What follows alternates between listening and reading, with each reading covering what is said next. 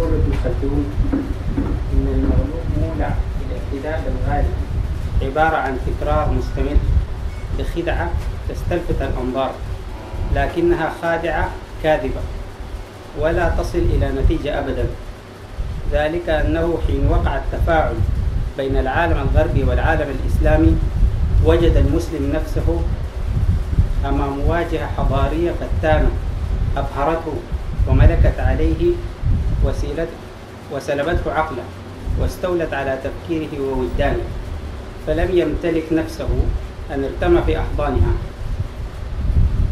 وهي حضارة علمانية مادية بعنوان السياقات التاريخية والفكرية لنشأة الحداثة.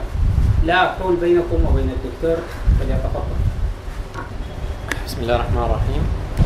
السياقات النظرية والفلسفية التي تعيشها هذه الأجيال من أجيال المسلمين فيما يتعلق بطبيعة الصلة ووجه الصلة ما بين الإسلام والحداثة، وكيف يمكن لتضاريس هذه العلاقة أن تتبلور وتتشكل، وما هي الأسس الفلسفية والنظرية التي يمكن من خلالها تعيين أوجه ومسارات العامة لطبيعة العلاقة التي تنشأ أو نشأت ما بين المجتمعات الإسلامية والإسلام على المستوى النظري، وما بين تشكلات الحضارة الغربية وإنتاج الفلسفي والمادي الواسع والعريض في مختلف الميادين والمجالات الإنسانية كيفما كانت.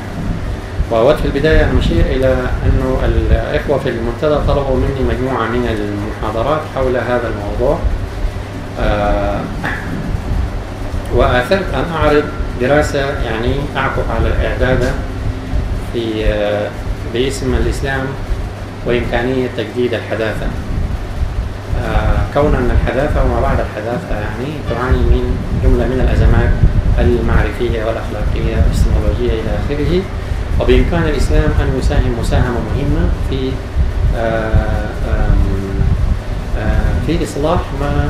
إصلاح كثير من الطروحات التي تبناها الحداثة، على الأقل المشكلات الأكثر يعني تأزما في إطار الفكر الفلسفي الغربي ذو النزعة المادية. أما هذه الحلقة الأولى فهي مدخل عام نقارب فيه المقاربة العامة الأولية لطبيعة العلاقة على الأقل كما أتصورها للعلاقة ما بين الإسلام وما بين الحداثة من الناحية الأخرى. وبعد ذلك إذا ما أتيحت الفرصة وإذا ما كانت هناك رغبة بإمكاننا أن نعين موضوعات بعينها ثم نذهب إلى النقاش والحوار حولها بوصفها المكونات الأساسية للحداثة والمكونات الأساسية لما بعد الحداثة، وما يمكن للإسلام أن يقدمه للفكر الغربي في محاولة لتلافي الكثير من الأزمات والعيوب التي بدت ظاهرة للعيان فيه. فأطروحة اليوم هي حول الصيرورة التاريخية للحداثة وتشكلها، وبعد ذلك أتوقع أن تكون هناك مناقشات حول تجليات هذه التشكلات على الأقل في 3 أو 4 ميادين مهمة من ميادين الفكر الفلسفي الغربي والفكر الإنساني الحديث بصورة عامة. أولا هو المتعلق بالفكر السياسي انطلاقا من معقولات الحرية الفردية بوصفها المعقولة المقدسة في فلسفة الحداثة وفلسفة ما بعد الحداثة، وما يتعلق بالإرادة الإنسانية وطبيعة الفعل الاجتماعي، كيف يمكن أن نوضح ماهية الحرية وتأثرات الحرية بإرادة الإنسان، وإرادة الإنسان وتأثيرها أو تأثيرها على الموقف الأخلاقي المبدأ الأخلاقي الذي تنطلق منه الإرادة، والأثر الذي يترك هذا وذاك على الفعل الاجتماعي. هذا شيء مهم، لا يمكن أن نفهم الحداثة بعيدا عن المقولات الأساسية المتعلقة بمسألة الحرية الفردية. لكن الحرية الفردية في أهم تمظهراتها بتظهر في الفكر السياسي فيما يتعلق بالدولة والنظر إلى السياسة من منظور العلمانية الفردية، ومن ثم الظفر بالنظم الديمقراطية كونها تعبر عن المحتوى النهائي للحرية الفردية مجسدا في بنية للنظام يقوم على أسس الديمقراطية إلى آخره، فتتحول عندئذ العلمانية إلى نوع من الدين السياسي يتم ممارسة السياسة من خلاله. فتقاطعات الفكر السياسي الحديث يعني ستكون محطة مهمة في محاولة فهم الحداثة التي يمكن أن نسميها الحداثة السياسية. أما الموضوع الثاني فهو المتعلق بالعلوم، لأنه واحدة من أهم مساهمات الحداثة وما بعد الحداثة هي العلوم والاكتشافات العلمية والتطبيقات التكنولوجية وما يلف ذلك من فلسفات ومن غايات نهائية لهذه التطبيقات والاكتشافات العلمية، ومن ثم تأثير على الفكر العلمي، لأنه في لحظة ما من اللحظات تم تأليف العلم وقيل أن العلم الوضعي التجريبي قادر على حل المشكل الإنساني مهما كانت طبيعة تعقيد المشكل الإنساني، فإن العلم وتراكم العلم الوضعي فإنه سوف يحل ويجاوب على تساؤلات الإنسان مهما كانت هذه التساؤلات ذات طبيعة براغماتية أم ذات طبيعة فلسفية أو غائية أو أخلاقية إلى آخره.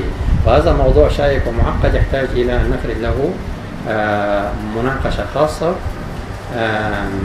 لمعرفة يعني إلى أي مدى يمكن أن يكون العلم سواء كان في معناه تطبيق العلوم التطبيقية أو سواء كانت العلوم الاجتماعية قادرة على حل والإجابة على تساؤلات الإنسان.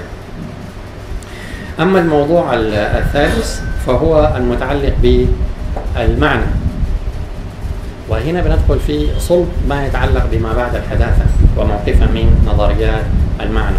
والمعنى هنا في معناه الحقيقي ومعناه النهائي هو المعنى الإنساني، وكيف أن أدبيات ما بعد الحداثة ومدارس التفكيكية انتهت إلى النزوع نحو إعدام المعنى ومحاولة قراءة النصوص كيفما كانت، سواء كان نصوص فلسفية ولا قانونية ولا نصوص دينية ولا نصوص علمية أو أي نص من النصوص لمصلحة القارئ دون أن تكون هناك مغزى للكاتب ودلالة. هذا الشيء نتيجة لتطورات كثيرة يمكن أن نطرحها ونناقشها في سياق منفصل غاية بذاته لنبحث عن فكرة المعنى وكيف نظرت طروحات الحداثة وما بعد الحداثة لنظرية المعنى، ومن ثم انتهت إلى موقف ينتهي إلى إعدام المعنى ومعنى المعنى، ومن ثم انتهت إلى دراسات ذات الطبيعة التفكيكية وهي مشهورة عندنا على الأقل في إطار العالم الإسلامي، الدعوات نحو تفكيك النص كيفما كان النص، وعلى وجه التحديد النص الديني التوراة والإنجيل ومن بعد القرآن، وتطبيق هذه المنهجيات التاريخية في محاولة لألسنتها من ناحية ونزع القداسة عنها من الناحية الأخرى، وبالتالي التعامل معها بوصفها منتوجا إنسانيا لا يمت إلى الله بصلة. طبعا هذا تم تطبيقه على الأقل في إطار التوراة والإنجيل، والحين يتم تطبيقه في ما يتعلق بالنصوص الدينية الإسلامية. أنا بالنسبة لي لدي موقف ناقد لهذه الأطروحة، وهذا ما سوف نعرض عليه، وأظن أنه يستحق منا أن نفرد له مسارا خاصا ومناقشة خاصة. أما المبحث الأخير الذي يمكن أن نتناول فيه هذا الموضوع ذو الطبيعة الواسعة يعني هو طروحات ما بعد الحداثة، لا سيما أطروحات هابرماس، كون أنه يعبر عن التعبير شبه الجامع لطروحات ما بعد الحداثة ونقدها والوقوف على الأزمات الحقيقية التي تعيشها هذه الحقبة من تاريخ الفكر الغربي على وجه العموم، وكيف يمكن للإسلام أن يساعد هابرماس في الخروج من أزمته وبالتالي الخروج من أزمة الفكر الغربي نفسه. لكن في المقابل عندما نتحدث عن الإسلام فبلا شك أننا لا نتحدث عن موروثات المسلمين وعن علوم المسلمين، لكي لا يظن ظان أن الحداثة أو على الأقل ما أنتج المسلمون من علوم قادر على الوفاء بالمطلوبات وحلحلة مشكلات الحداثة. أنا لا أظن ذلك، لكنني أظن أن الإسلام من حيث هو نصوص تأسيسية خاصة القرآن الكريم فإنه قادر على من جهة كونه نصا للإنسان كل الإنسان مهما تعقدت أوضاعه الحضارية أو مهما توسطت، فإنه نص قادر على أو أنه خطاب قادر على معالجة المشكل الإنساني. فالمستوى الذي يتحرك فيه ليس هو مستوى التراث والاشتباك مع ما أنتجه المسلمين من علوم في مقابل ما أنتجه الأوروبيون من المعارف ومن العلوم.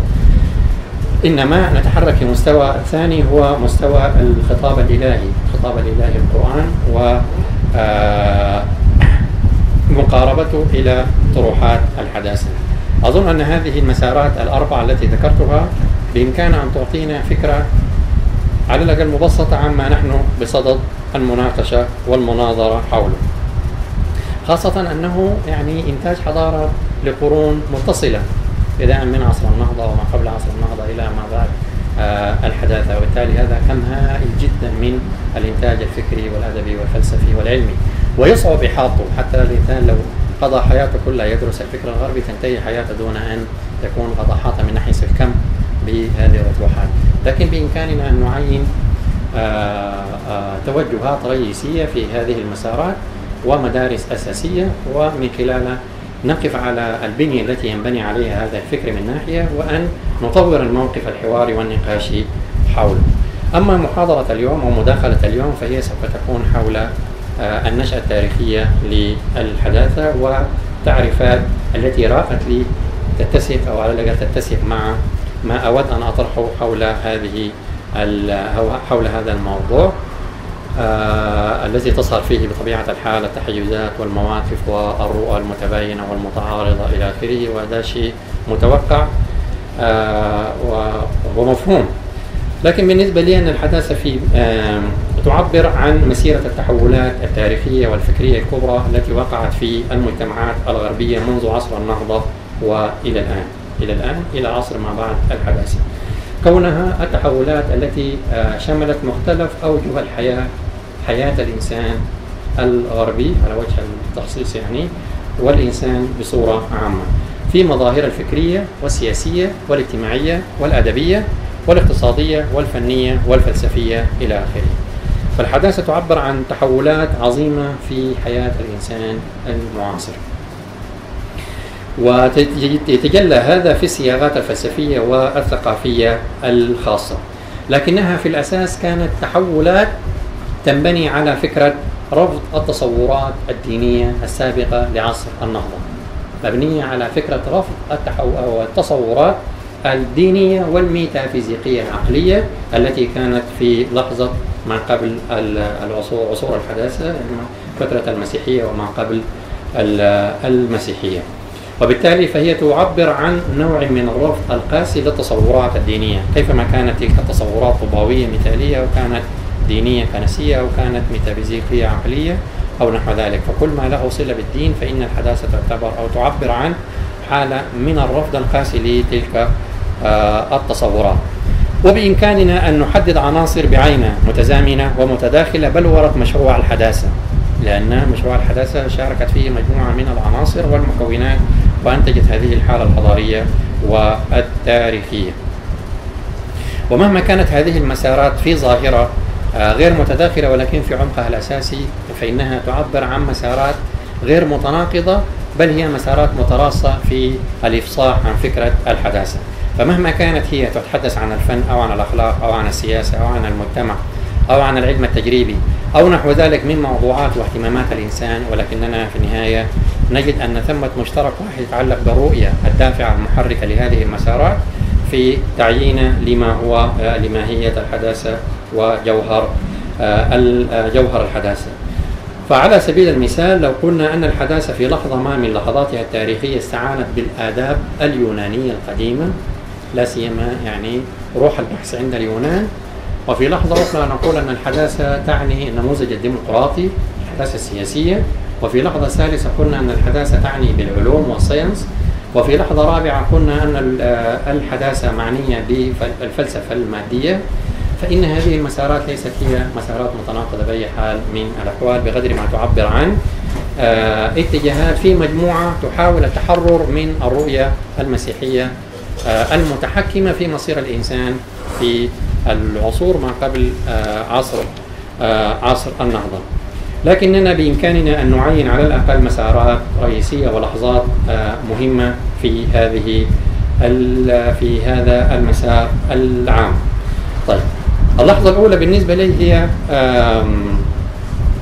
لحظة القطيعة مع الموروث الديني المسيحي السابق، لحظة القطيعة مع الموروث الديني السابق، وأي موروث آخر ذو طبيعة لاهوتية أو ميتافيزيقية يؤكد على حاكمية النظام الكوني، أو أن ثمة إله يدير الكون إلى آخره، ويتصرف في الطبيعة ويتصرف في الإنسان، وأن أقصى ما يمكن أن يحققه الإنسان في هذه الحالة وفقا لهذه الرؤية هو اكتشاف قوانين النظام الكوني، ومن ثم تسخير هذه القوانين لمصلحة الإنسان إلى آخره بواسطة نور العقل أو بواسطة رؤية الأنبياء أو الفلاسفة ونظريات العلماء إلى آخره.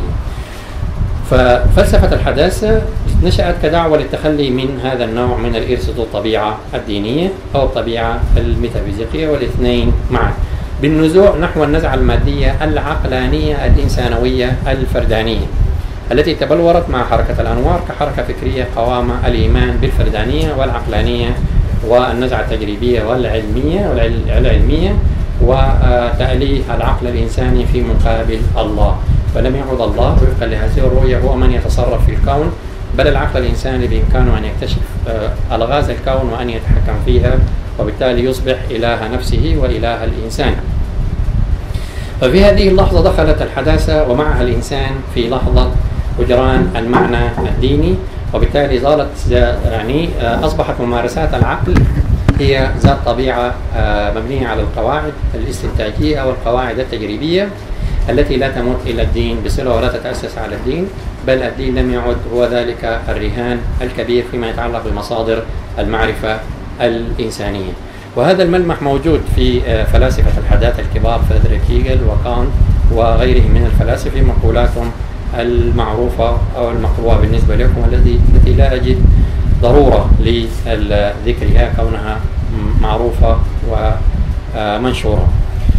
عندئذ تحولت النظرة إلى الكون من كون يتحكم فيه الإله إلى كون يتحكم فيه الإنسان، وأصبح قانون التقدم ليس هو ذلك القانون المعني بإصلاح أحوال الإنسان في الاقتصاد أو الإنتاج أو إصلاح أحوال الإنسان في الحركة والتنقل، بل صار التقدم هو دافع أيديولوجي وقيمة أساسية. قانون الوجود الأساسي هو التقدم، وأصبحت فلسفة التقدم هي الفلسفة الأم التي تحرك الفكر وتحرك الإنسان وتبني دوافع الإنسان نحو الحياة ونحو الوجود.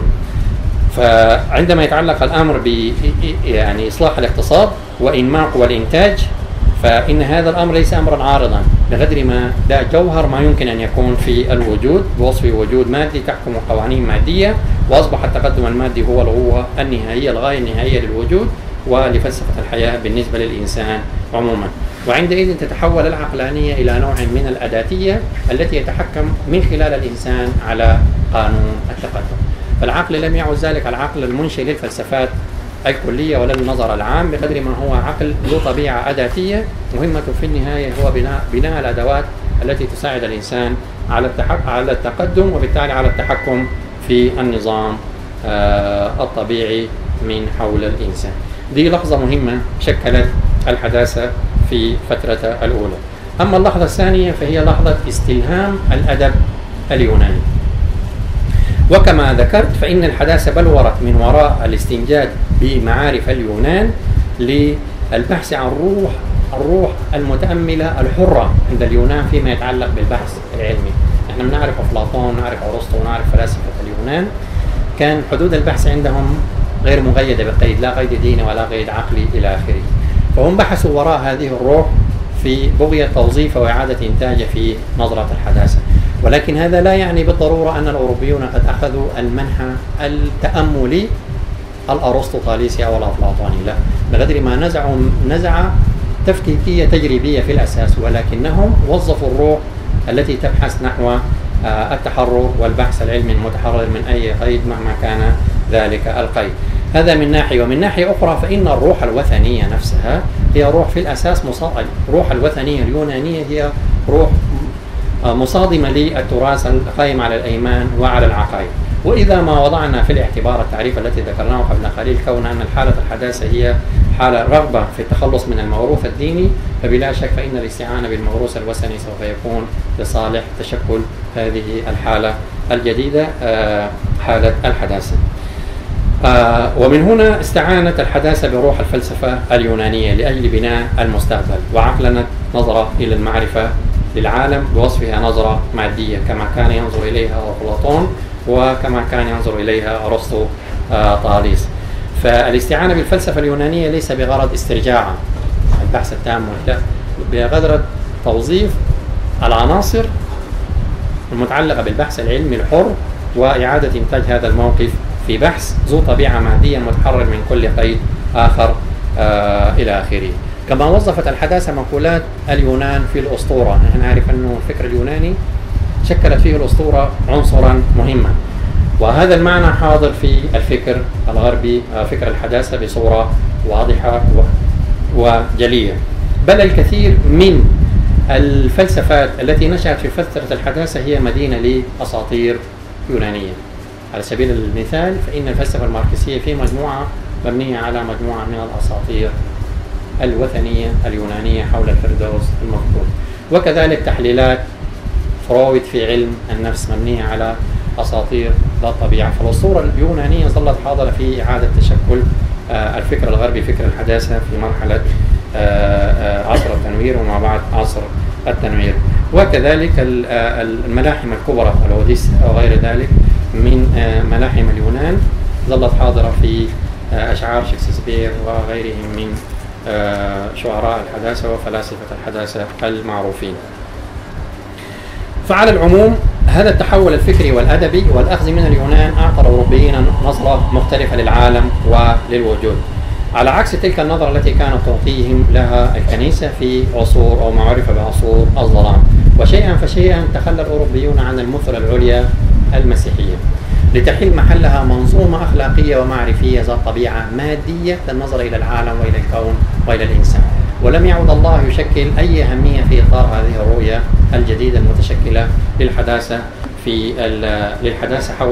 عن الإنسان عن الله، وحل محل الله العقل من ناحية والعلم من الناحية الأخرى. العلم بمعناه تجريبي، وهنا تجي نظريات نيوتن والاكتشافات العلمية التي ظهرت بعد نيوتن في بلورة هذا الموقف. ودون أن ننسى بيكون كونه وضع قواعد البحث العلمي الذي يبتعد كل البعد عن المقولات المسيحية الدينية ويبحث عن طريق الاستقراء في معرفة حقائق الوجود، إلى درجة أنه ألف مؤلفات في القانون الأرغانون الجديد في مقابل أرغانون أرسطوطاليس القديم، الآلة التي تنتج العلم وتنتج المعرفة. فعندئذ يحل العقل أو يحل العلم محل القيم التي أصبحت قديمة، الله والكنيسة والدين. أيضا دون أن ننسى ديكارت تحديد وتعيين للمعرفة وكيف يمكن أن تنشأ بعيدا بناء على المسلمات التي يسلم بها الإنسان ويعتبرها بديهية ويبني قواعد منطقية على هذا الأساس ويستنتج ما يمكن له أن يستنتجه من حقائق بعيدا عن توجهات ومصادر أخرى للمعرفة الإنسانية. فهذه لحظة مهمة، لحظة الاستعانة واستلهام الروح اليونانية وعموما روح العلوم اليونانية بصفة عامة. اللحظة الثالثة بالنسبة لي في تشكل الحداثة هي لحظة الإصلاح الديني. مارتن لوثر وجون كالفين وغيرهم من رجال الإصلاح الديني. كون الإصلاح الديني البروتستانت بالذات هو كان دعوة للتحرر من سلطة الكنيسة الكاثوليكية واحتكارها للدين، احتكارها للمعرفة الدينية، ترجمة الإنجيل، تأويل الإنجيل، الحقائق الدينية التي كانت تحتكرها الكنيسة. فحركة الإصلاح حررت هذا الموقف وحررت إمكانية احتكار الدين بالنسبة لرجال الدين في الكنيسة، وانتهت إلى أن الدين هو علاقة فردية لا مدخل للكنيسة فيه، وبإمكان الإنسان أن يؤمن أو أن لا يؤمن وفقا لمعتقدات فردية، وأن يحدد المعنى الديني من خلال علاقة فردية بينه وبين الله دون المرور بالكنيسة وبالنظام الكنسي ورجال الدين مهما كانت طبيعتهم. صحيح أن حركة الإصلاح الديني ظلت حركة احتجاجية ولم تقدم بدائل وتصورات دينية حقيقية على المسيحية، لكنها في النهاية أسهمت في بلورة الموقف العام للحداثة، نقد الدين المسيحي، وبالتالي هي أسهمت مع الحركة الأولى حركة الاستعانة بالعلوم اليونانية الوثنية وحركة تأليه العقل وتأليه العلم في بلورة هذا المشروع، مشروع الحداثة في مجموعه. فهي كان عندها تأثير مهم فيما يتعلق بالخروج إلى تدعيم مكانة الإنسان في مقابل الكنيسة، في مقابل الله، وبالتالي تحرير الإنسان من كل قيد، حتى فيما يتعلق بالقيد الديني نفسه. فهذه لحظة مهمة. أما اللحظة الرابعة فهي اللحظة السياسية، الثورة الفرنسية. كون أن المناخ الفلسفي الذي نشأ ما بعد عصر التنوير، وفي عصر التنوير أكسب الحداثة عمقها الاجتماعي وتحولت إلى تيارات فكرية وفلسفية وأكاديمية في إطار المجتمعات الأوروبية ككل، وبالتالي أعطاها روح جديدة، نظرة جديدة للعلم، للحياة، للإنسان، للتصورات، ومن ثم تغيرت أوضاع الإنسان. الإنسان كان محكوم بالإخضاع، محكوم بالكنيسة، محكوم بسلطة الملك أو الإمبراطور، عاد إنسان يبحث عن سياق آخر تاريخي يعيش فيه. فكانت الفرصة سانحة لظهور الثورة الفرنسية، كونها تستبدل النظام السياسي القديم بنظام سياسي جديد، نظام سياسي جديد أساسه الحرية الفردية وتدعيم مكانة الإنسان، متشكل في الفكر الديمقراطي الذي يبدأ وينتهي بمسألة الحرية الفردية ومكانة الإنسان وتدعيم مكانة الإنسان كونه الفاعل الأساسي في الوجود وفي الحياة. ومهما كانت الثورة الفرنسية في تعبير السياسي ذات طبيعة عنيفة، كونها يعني استخدمت وسائل عنيفة في التعبير عن هذا الموقف أو في إحداث التحول على المستوى السياسي والاجتماعي، إلا أنها تشكل مع العناصر التي ذكرناها قبل قليل في بلورة موقف الحداثة على وجه العموم.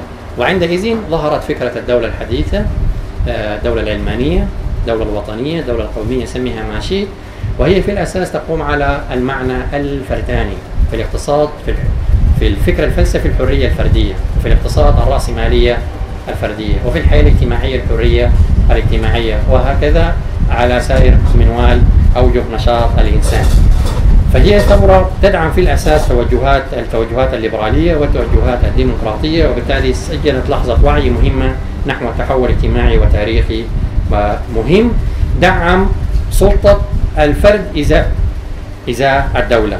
فظهرت الأنماط الرأسمالية والحرية السياسية وحرية التعبير وحرية الإعلام إلى غير ذلك مما هو معروف.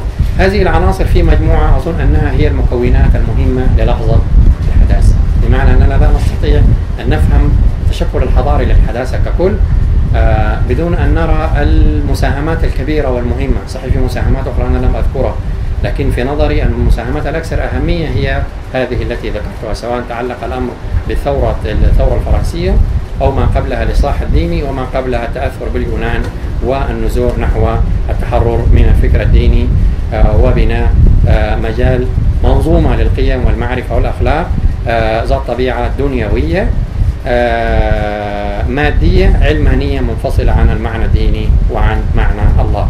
ده باختصار ما هي الحداثة وكيف تشكلت وما هي العناصر التي كونت هذه الحالة التاريخية. وهذا شيء مهم لأخذ موقف من الحداثة، كيف يمكن أن نتعامل معها من غير أن أفهم صيرورتها وتبلورها التاريخي. سيكون التعامل معها هو التعامل على مستوى السطح، فهذا ما ألاحظه في كثير من يقف مواقف مؤيدة أو معارضة للحداثة، هو يتعامل معها من حيث هي مخرجات وتطبيقات واكتشافات تكنولوجية ما تعرف إيش إلى آخره، لكنه لا ينظر إلى العمق في التحولات التي أوجدت هذه الحالة وكيف تطورت في التاريخ وكيف عبرت عن نفسها. وعلى أي حال كان لهذه الحالة التاريخية تحولات عميقة في الإنسان، سواء كان الإنسان الغربي أو سواء كان الإنسان بصورة عامة على مدار العصور، كونها تبلورت في صورة حضارية حكم العالم وإلى الآن منذ لحظة القرن السابع عشر إلى هذه اللحظة التاريخية نحن نعيش تحت تأثيرات قوية جدا لما أنتجته الحداثة وما بعد الحداثة من مظاهر مختلفة علمية وأدبية وفلسفية وسياسية إلى آخره في الفنون والنحت والموسيقى والأدب والهندسة والتكنولوجيا والبيولوجيا إلى آخره من علوم ومن تخصصات إلى آخره، وهي تسير بوتيرة متسارعة كل يوم فيما يتعلق بالاتصال وتقريب مسافات بين البشر والتفاعلات الإرادية وغير الإرادية التي تتم ما بين المجاميع السكانية في العالم. فلم تعد الحداثة هي حالة محصورة الأثر في الإنسان الغربي، بقدر ما تحولت إلى حالة كونية عالمية إنسانية تؤثر في الإنسان كيفما كان وأينما كان. وإذا ما بحثنا حتى عن مظاهر الحداثة موجودة في هذا المكان، فإننا سنجد عشرات الشواهد على تأثيرات الحداثة على حياتنا العامة وعلى حياتنا الخاصة.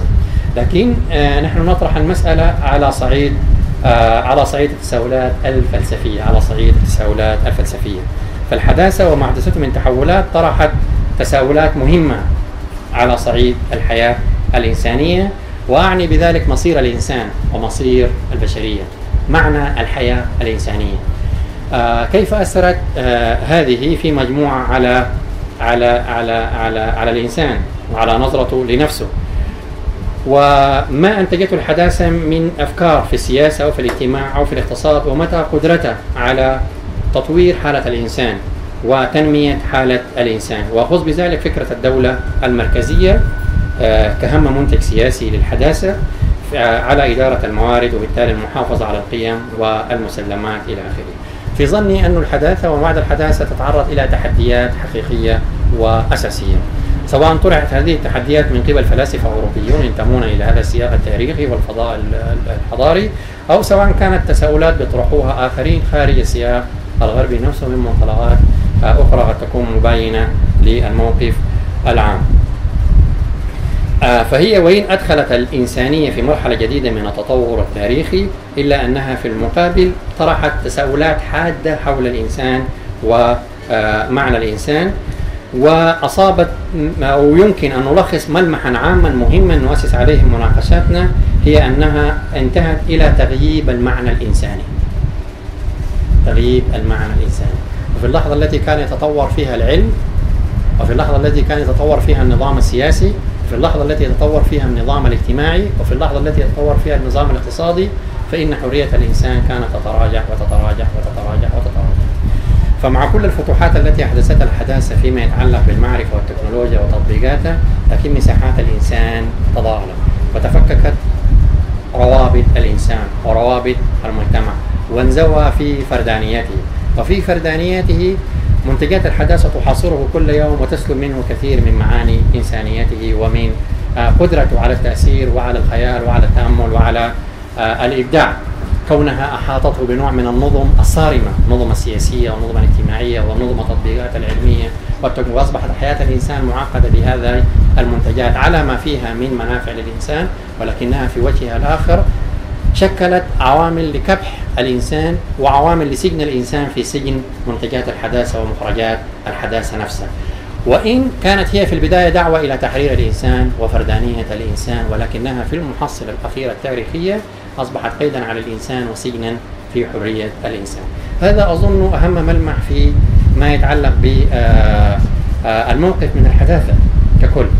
طبعا إذا ما تعلق الأمر بما انتهت إليه الحداثة من اكتشافات، فهذه ليست محل للمناقشة ولا للنظر، لكننا نناقش الأثر الذي تركته هذه على الإنسان بوصفنا الإنسان الذي يريد أن يكون دائما حرا متعاليا على النظم، مبدعا نحو نفسه، مبدعا نحو جماعته الإنسانية، متأملا في ذاته ومتأملا في الكون. هذه النزعات تختفي شيئا فشيئا في الإنسان، ويصبح الإنسان هو ذلك الإنسان الأداتي الذي يبحث دائما ويبحث لنفسه عن يحول نفسه إلى أداة تقوم بعمل ما من الأعمال في إطار نظام مشكل من العلاقات الاجتماعية أو السياسية إلى آخره. بهذا المعنى فإنها أصبحت عامل من الخوف والقلق على مصير الإنسان وعلى مستقبل الإنسان. وأصيب الإنسان بضعف الإيمان بإنسانيته، وأصيب الإنسان بأن الحياة من حوله حياة تافهة، وإن كانت هي حياة غنية من الناحية المادية ومن الناحية الاقتصادية إلى آخره. ففي اللحظة التي كان ينادي فيها آباء الحداثة الأوائل بتحرير الإنسان، فإن محصلة الحداثة انتهت إلى غياب المعنى عن الإنسان ومحاصرة الإنسان وزحمة الإنسان في حالات الإلهاء والإلهاء المستمر، وشكلت حالة من التشاؤمية والعدمية والسوداوية، بل أن حتى العقلانية التي انطلقت منها الحداثة أصبحت مدانة في حالة ما بعد الحداثة. الفلسفات الكبيرة، فلسفات كانت، فلسفات هيجل، فلسفات التنوير، لم تعد هي فلسفات مسلم بها فيما بعد مدارس ما بعد الحداثة، كونها منظومات يمكن أن تغيد الإنسان وأن تحكم مسارات تفكيره. فتحول الفكر ما بعد حداثي إلى نوع من محاولة تفكيك كل ما هو كلي. الله الكلي يفكك، والفلسفة الكلية تفكك، فلسفة كانت، فلسفة هيجل، كل الفلسفات الكبيرة تفكك ويتحول إلى فلسفات ذات طبيعة جزئية وذات طبيعة غير كلية، ذات طبيعة جزئية عدمية. فأدخلت هذه الحالة الإنسان في حالة من عدم التيقن عن معنى حياته وعن رؤيته للحياة إلى غير ذلك ومن ثم أصابته بالحيرة والإرباك والتناقض والعدمية. فنحن إذن أمام بلوغ النسق الفلسفي الغربي الحداثي وما بعد حداثي إلى مرحلة العجز الكامل عن إجابة على تساؤلات الإنسان، تساؤلات الإنسان الملحة المصيرية: معنى الحياة، من أين جاء الإنسان وإلى أين يذهب، كيف يتعامل مع ومن ثم فنحن أمام مشهدين: مشهد طبيعة عبثية غير معني بالإجابة على التساؤلات الكبيرة بالإنسان، وهو معني بإلهاء الإنسان بأي ما يمكن أن يلهي الإنسان: العنف، الجنس، القوة، كرة القدم، النجوم، الأساطير إلى آخره. الدخول في دوامة الإلهاء والإلهاء المستمر للإنسان حتى يغيب عن وعيه التفكير في الأسئلة الكبرى، وهذه الحالة العامة الموجودة في المجتمعات الإنسانية ككل. لا أحد يفكر في الأسئلة الكبرى، كل ما هناك تفكير لحظي، تفكير المبني على الاستمتاع بالحياة والتلهي بملذات الحياة. ودي في القرآن بيتكلم عنها: اتخذ إلهه هواه وأضله الله على علم، يعني هو عنده علم لكن بعد ذلك علمه هذا انتهى به إلى الضلال. أما الحالة الثانية فهي الحالة الناقدة والفاحصة للحظة الحداثة، والتي تحاول الخروج من هذه الورطة التاريخية التي أدخلت فيها الحداثة وما بعد الحداثة الإنسان. ومن ثم فهي تعيد طرح التساؤلات الكبرى بالنسبة للإنسان، وتعيد طرح مسلمات الحداثة ورواها وفلسفاتها للنقاش مرة أخرى، عسى ولعل الظفر بمخرج ما بالنسبة للإنسان في مجموعه للخروج من هذه الحالة التي يعني اختزلت الإنسان في شهواته وفي غرائزه وفي ما يتعلق باحتياجات الجسد ونحو ذلك، وغاب عن الإنسان المعاني الأساسية في عمق الإنساني الحقيقي. في هذه اللحظة بيخش الإسلام في ساحة النقاش، كونه يقدم تصورا مغايرا للحياة الإنسانية، ويتصور الحياة الإنسانية من منظور المعنى، من منظور الإيمان، كون أن الإيمان بالله يعطي الإنسان معنى الحياة الإنسانية. وعندما وفقا لهذه الفرضية فإن في اللحظة التي يغيب فيها معنى الإنسان معنى الإيمان يغيب فيها معنى الإنسان. فمعنى الإنسان في الأساس مرتبط بمعنى الإيمان. لماذا؟ لأن الإيمان يعطي الإنسان إمكانية السمو والتعالي على البعد المادي واستخدام البعد المادي، ولكن التعالي عليه في ذات اللحظة. ومن ثم لا يمكن للإنسان أن يتعالى عن الحالة المادية العلمانية التي أوجدتها الحداثة إلا إذا تسامى عليها، ولا يمكن للإنسان أن يتسامى على هذه الحالة إلا إذا كان إنسانا مؤمنا بالله. ففكرة الإيمان هي الضامن الأساسي لاستيعاب حالة الحداثة وتجاوزها في نفس اللحظة. ليس رفض كامل لما أنتجته الحداثة وما انتهت إليه، ولكنها حالة من حالات الاستيعاب والتجاوز المبدع لتحول نحو حالة تستصحب البعد المادي في الإنسان، ولكنها أيضا تضمن له أبعاد المعنوية والروحية والأخلاقية، وتكون له منظومة أخلاقية ومعرفية تتجاوز الفهم النسبي للتاريخ والفهم النسبي للإيمان. ومن ثم يصبح الإيمان هو المدخل المهم لاستيعاب وإعادة استيعاب ما أنتجته الحضارة الغربية والمادية من منتجات كيفما كانت، كون أن الإيمان هو يعبر عن مشروع للرؤية الكونية للإنسان. وهذا المشروع في الأساس ليس مشروع ذو طبيعة ثنائية كما فهمت الحداثة الإنسان في هذه الأبعاد المغلقة: الإنسان والطبيعة، العقل والمادة، ودخل في محاولة إما أن تسيطر المادة على الإنسان أو يسيطر العقل على المادة، وانتهت يعني سائر الفلسفات إما أنها منحازة إلى الفكر المادي أو الفكر المثالي، وكلاهما ذو طبيعة ثنائية يتحرك في مستوى المادة، الإنسان والطبيعة، العقل والمادة، ولا يمكن له أن يخرج من هذه الدوامة إلا بالظفر بمنظومة معرفية وأخلاقية ذات أبعاد ثلاث. الفكر الديني بيدينا هذه الإمكانية، بيقول لك الله، الإنسان، الطبيعة.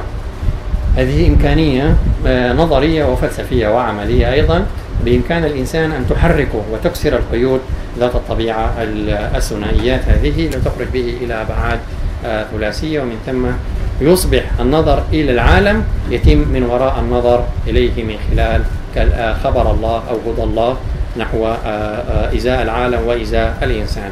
وأظن أن هذه أبعاد مهمة تحتاج لحظة ما بعد الحداثة بالذات فيما يتعلق بمحاولة خروجه من أزماته. في إطار الفكر الغربي هناك دعوات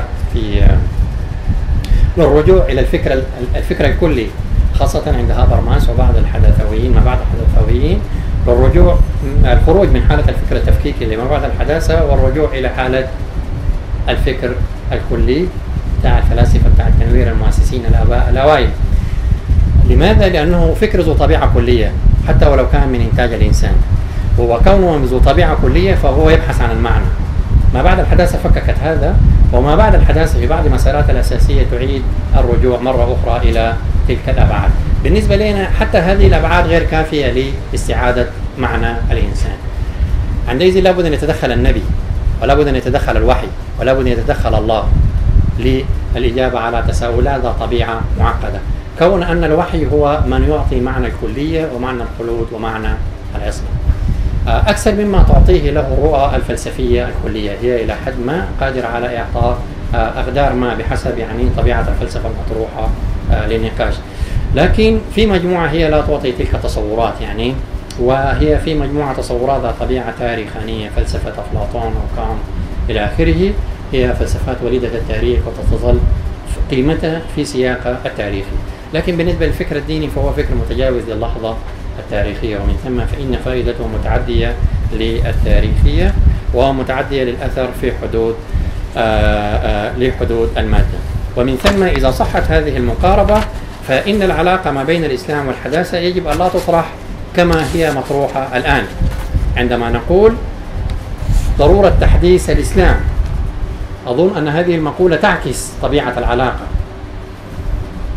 صحيح أن عندنا مشكلات فيما يتعلق بالتراث الإسلامي، مشكلات ناقشناها من قبل ويمكن أن نناقشها لاحقا، لكن طبيعة هذه المشكلات المتعلقة بالموروث الديني عند المجتمعات المسلمين وعلى المسلمين لا يجدي نفعا معها الدعوة إلى تحديث الإسلام، ولا حتى الدعوة إلى روح الحداثة، البحث عن روح الحداثة، لأن روح الحداثة هذه في طبيعتها لا يمكن أو لا تجيب كما ظهر على الإجابات المهمة فيما يتعلق بمعنى الإنسان ومعنى الحياة الإنسانية. فمقاربة الحالة ما بين الحداثة وما بين الإسلام بوصفه الدعوة إلى تحديث الإسلام أو البحث عن روح الحداثة أو أي معنى مشابه لهذه الحالة لن يكون مفيدا للمقاربة المهمة. ومن هنا فإنني اخترت عنوانا آخر سميت به هذه الدراسة هو الإسلام وإعادة تجديد الحداثة. قلنا الحداثة نفسها في حاجة إلى أن تجدد منابعها الروحية والأخلاقية ومنابعها المعرفية، وهذا لا يتأتى إلا من جهة الإسلام، لا الإسلام كتاريخ، إنما الإسلام كمصادر للمعرفة الإنسانية. يعني بذلك بطبيعة الحال ما هو مطروح إلى الآن هو دعوة المستشرقين ودعوة تلامذة المستشرقين والحداثويين العرب والمسلمين بصورة عامة الذين يدعون إلى ضرورة تحديث الإسلام على منوال ما انتهت إليه الخبرة الأوروبية وما انتهت إليه الحداثة الأوروبية على وجه العموم. أظن أن هذه المقاربة لا تجدي نفعا لا من حيث تحرير الحالة الإسلامية، حالة المجتمعات الإسلامية، ولا من حيث رفع حالة الفكر الغربي والحداثة بصورة عامة، وإنما الحالة المطلوبة هي تجديد الإسلام وتجديد الحداثة في ذات الوقت. دي مدخل عام وددت أن أقدم بين يدي هذه المناقشات لتعيين موقف يكون هو مادة للنقاش. أنا أعلم أن هناك كثيرين لا يؤمنون بهذه المقاربة وليهم مقاربات أخرى، أنا أفهمها ومطلع على الكثير منها وأتفهمها، ولكن التحيزات المعرفية إلى آخره هي التي تنتهي بي إلى هذه المقاربة التي تتبنى الدعوة إلى تجديد الحداثة وتجديد الإسلام في وقت واحد أكثر من أي مقاربة أخرى مطروحة ومعروفة ومشهورة. هذا ما وددت أن نقدم، وأمل أن يكون على الأقل مادة لإثارة مناقشات حول موضوع بطبيعته معقد وقيلت فيه الكثير من الآراء وتباينات الآراء في ما هو يعني مسموع أو مقروء أو مشاهد من مناقشات ومداخلات. جزا الله خير الدكتور على ما قدمه. نفتح الفرصة مفتوحة.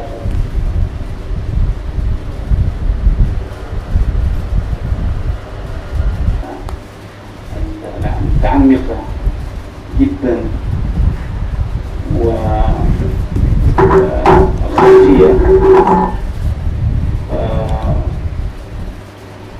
وإن كان الحديث عن الحداثة متسلسلا، هذه الخلفية وهذا التأسيس يعطي مسار للحوار، ونشهد إن شاء الله المسارات والتمسخرات بالحداثة في الحلقات القادمة، ويكون هنالك حوار حول هذه التمسخرات والتأسيس ل5 مسارات للحداثة أعتقد موفقة بدرجة كبيرة. حداثة مع المطلق الله.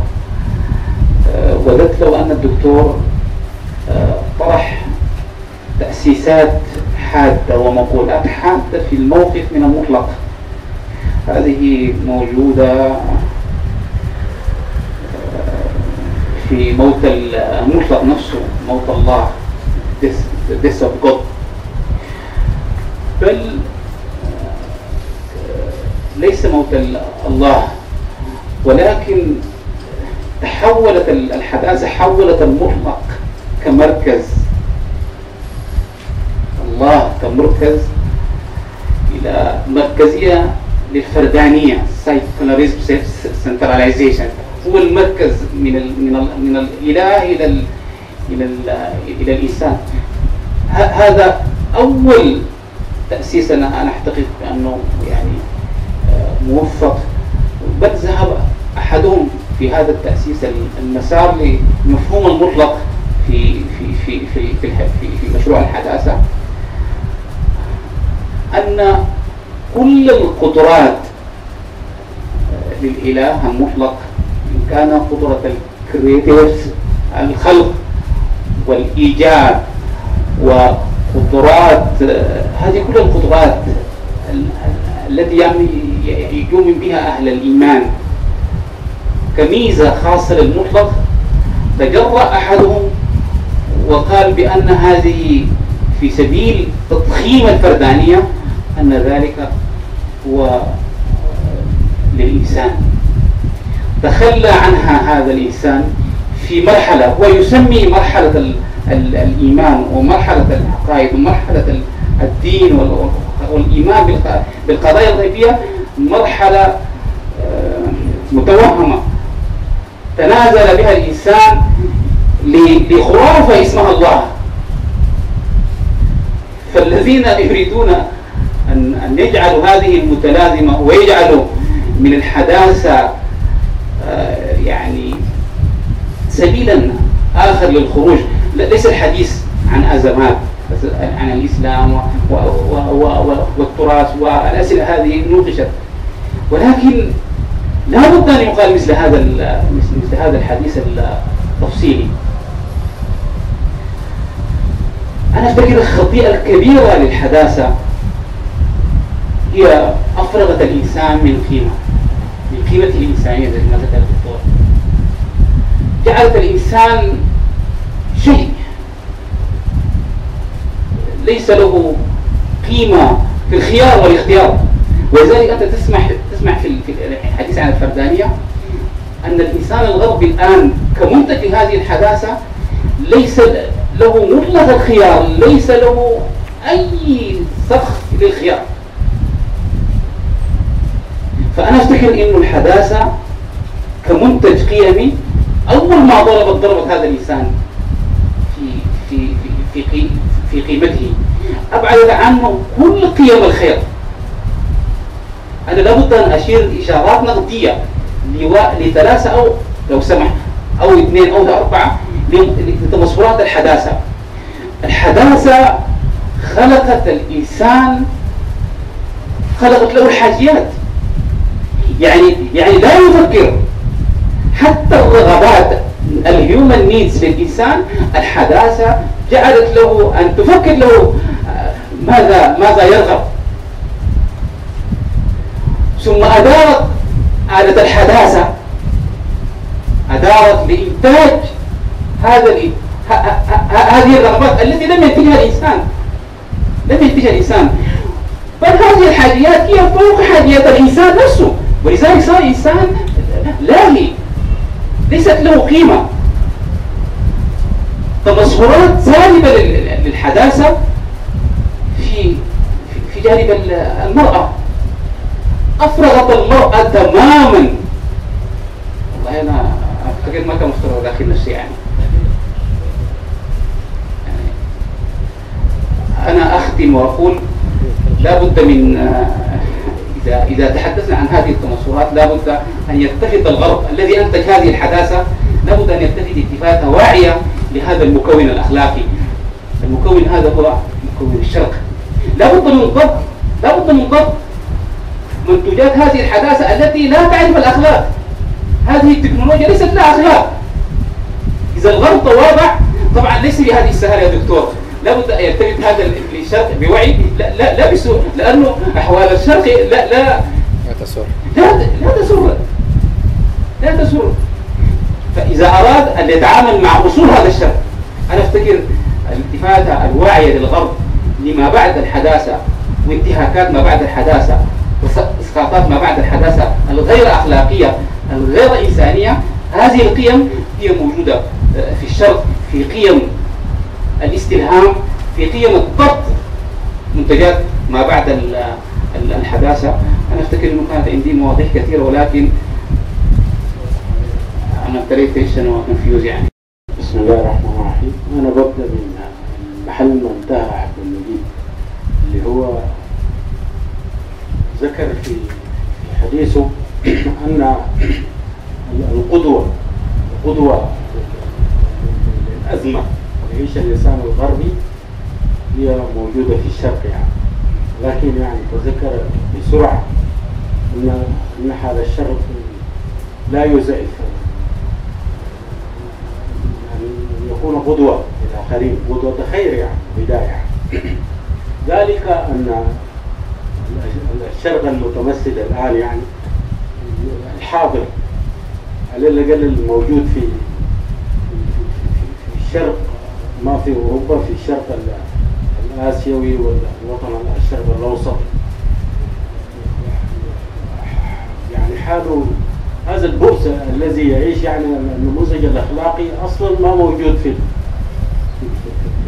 الشرق الأوسط يعني. حتى والغربيين بطبعهم هم ناس ماديين يعني، إذا لم ينتصب من هذا الركام يعني والبؤس والتخلف الموجود في المنطقة اللي هي تعتبر منطقة تاريخيا يعني، إذا لم ينتصب فيها مثال يعني مثال هداية يعني يراه الغربيين بأعينهم يعني مثال يعني مثال حقيقي يعني يروا فيه نموذج الحضارة في التقدم الاجتماعي وفي النهضة الاقتصادية.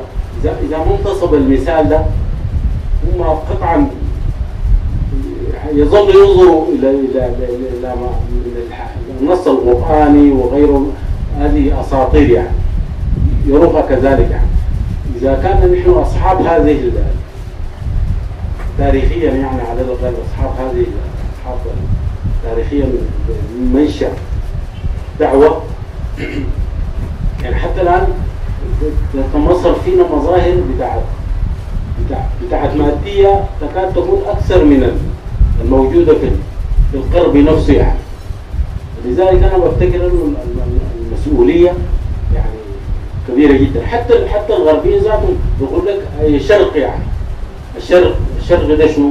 زي ما في مغارب في مشارق يعني.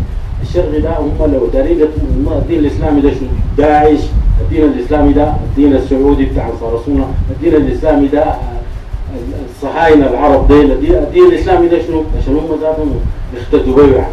فدي في ازمه يعني قبل ما الزول يبحث البحث النظري لازم ينتصب مثال مادي يعني. وهم القوم احتاجوا على التمصر المادي ده بمثال يعني. شكرا جزيلا.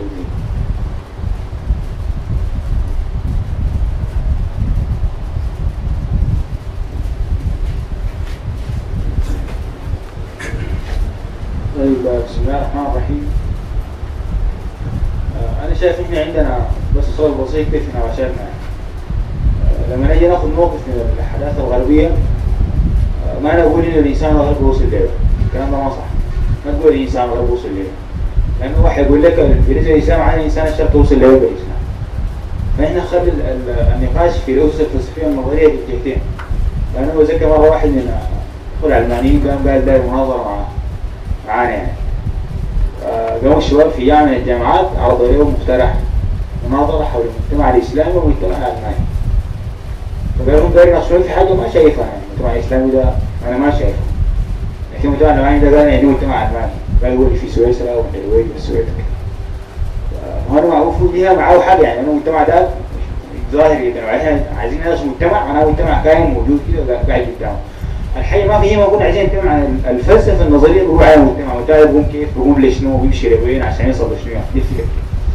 فأنا شايف إنه من الإنصاف إحنا نقوم نتكلم عن الأسس الفلسفية النظرية الحداثة وننتقدها، ما نقول والله حصل شنو والحرب قامت، ما دي صح كلام يعني، دي تأثيرات لكن ما بالضرورة تكون مرتبطات كاملة، لأنه هنا برضه في تأثيرات وحاصل مننا مخالفات كبيرة مرتبطة إدراك كامل كمان بفهمنا للدين بتاعنا، وبالتالي إحنا من عدم الإنصاف نعمل حاجة. الشيء الثاني شايف الدكتور ما فرز الكلام عن الأربعة محاور حيتكلم فيها في سينوض الحداثة: الحرية الفردية والعلوم والمعنى وطرحة هابرماس كواحد من أعظم الممثلين تيارات حول الحداثة. لكن الأخلاق اللي هي أكبر المواضيع اللي فيها اشتباك بيننا من حيث الفلسفة النظرية يعني، الأخلاق ذاتها ما كانت لقت مكان يعني عنده. السياق زول تناقش معاه حول الحداثة يقول حتى الأخلاق دي حتى برنامج الدين عندنا صندوق للتفكير خارج الدين مثلا أخلاق زي حق الكلام وكده يعني، أخلاق قانون أخلاقي وقيمة أخلاقية وبعد أخلاقي. الدين نفسه ما كان مربوط بالحياة. فحتى الشيء التحدي الأكبر بالنسبة للإنسان إنه ينتج أخلاق ولكن ستنوي ينتج أخلاق زي ما عمل هابرماس يعني. وحتى أخلاق زي ما عمل كان، وحتى أخلاق كانت لو جينا قارناها بأخلاق وأنت المسلمين طبعا ده يعني الإنصاف بيظهر هنا طوال. بغير الأخلاق الفلسفية النظرية حقت كانت بسلوك المسلمين اللي هو عبارة عن تطبيق غير شريعة غير مطابق بالنسبة للرؤية الإسلامية للأخلاق. هو يحصل هنا خلل. فأنا عايز النقاط دي تثبت. هنا عايزين نتكلم عن الأسس الفلسفية النظرية للحداثة وما بالحداثة. ما عايزين نتكلم عن السلوك بتاع الإنسان الغربي ولا عن مواد، فهو مربوط بارتباط كبير بالفلسفة النظرية حقته، لكن ما بيهمنا يعني كجهة عايز اتناقش نفسي كدين يعني بمعنى معروف. الشيء الثاني شايف شكل علوي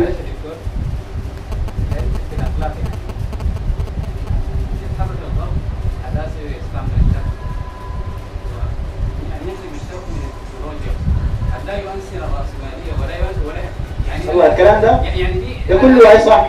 انا معاك لكن ده كله عنده اساس فلسفي نظري يعني. هو لما جاي يستعمرك عنده فكره معلش دقيقه. وهو لما جاي يستعمرنا ما عايز السلوك دي فكرته، دي فكرته ذات، دي فكرته. انا لما اجي اناقش ما بقول لا معلش. انا اقول لك حاجه، الكون يستعمر دي جزء من فلسفته ذات، فلسفه القوه او فلسفه السيطره دي حقته يعني. فانا بنتقد الفلسفه، انا معلش انا بنتقد الفلسفه حقته.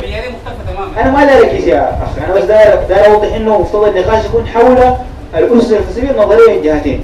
يعني انا عايز داير اسم لي زول غربي ما هزمه بسلوكي والله، ما هزمه انا مقدر هزمه، لكن بهزمه بشيء نظري. انا عارف انه الاسلام ده الاساس الفلسفي النظري حقه بيكون على بيسي في اي حاجه ثانيه بدون الاسلام.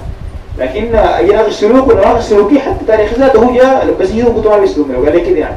يا اخي جيت انا بس تجيب ذات ده حقي انا ذات القلم الشاي والدفتر الميكروفون ده تقول يعني انا هقول شنو يعني قضايا كبرى اخلاقيه كبرى يا القضيه اخلاقيه ما في السلوك لا ما بنتناقش في سلوك انا بتكلم عن السلوكيات بس خلاص احنا نرجع على السؤال المزيد. بسم الله الرحمن الرحيم.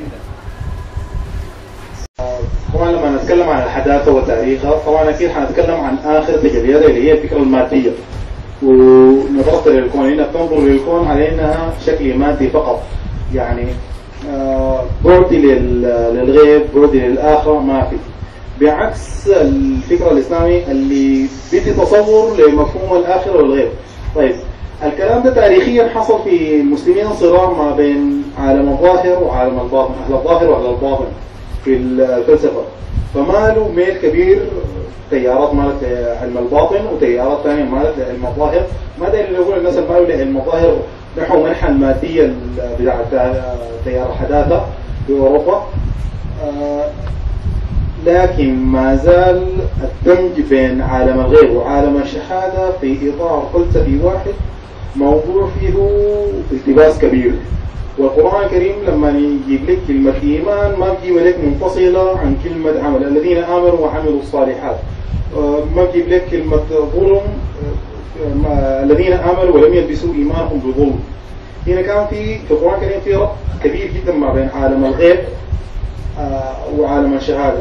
وحتى طبعا الدكتور ذكر مفهوم الإيمان، يعني إنه والله ضروري الفلسفات تتأسس على مفهوم الإيمان. هاي صحيح، لأنه أي إيمان بالله ضروري يكون مربوط الذين آمنوا بالله واليوم الآخر. فالإيمان باليوم الآخر بدينا تصور على مفهوم محاسبة في الغيب ما مدرك لنا، لكن برضو تصورنا للغيب ده صعب جدا إننا والله نضع له أنظمة نحاكم بها في العالم المادي بتاعنا. شكرا.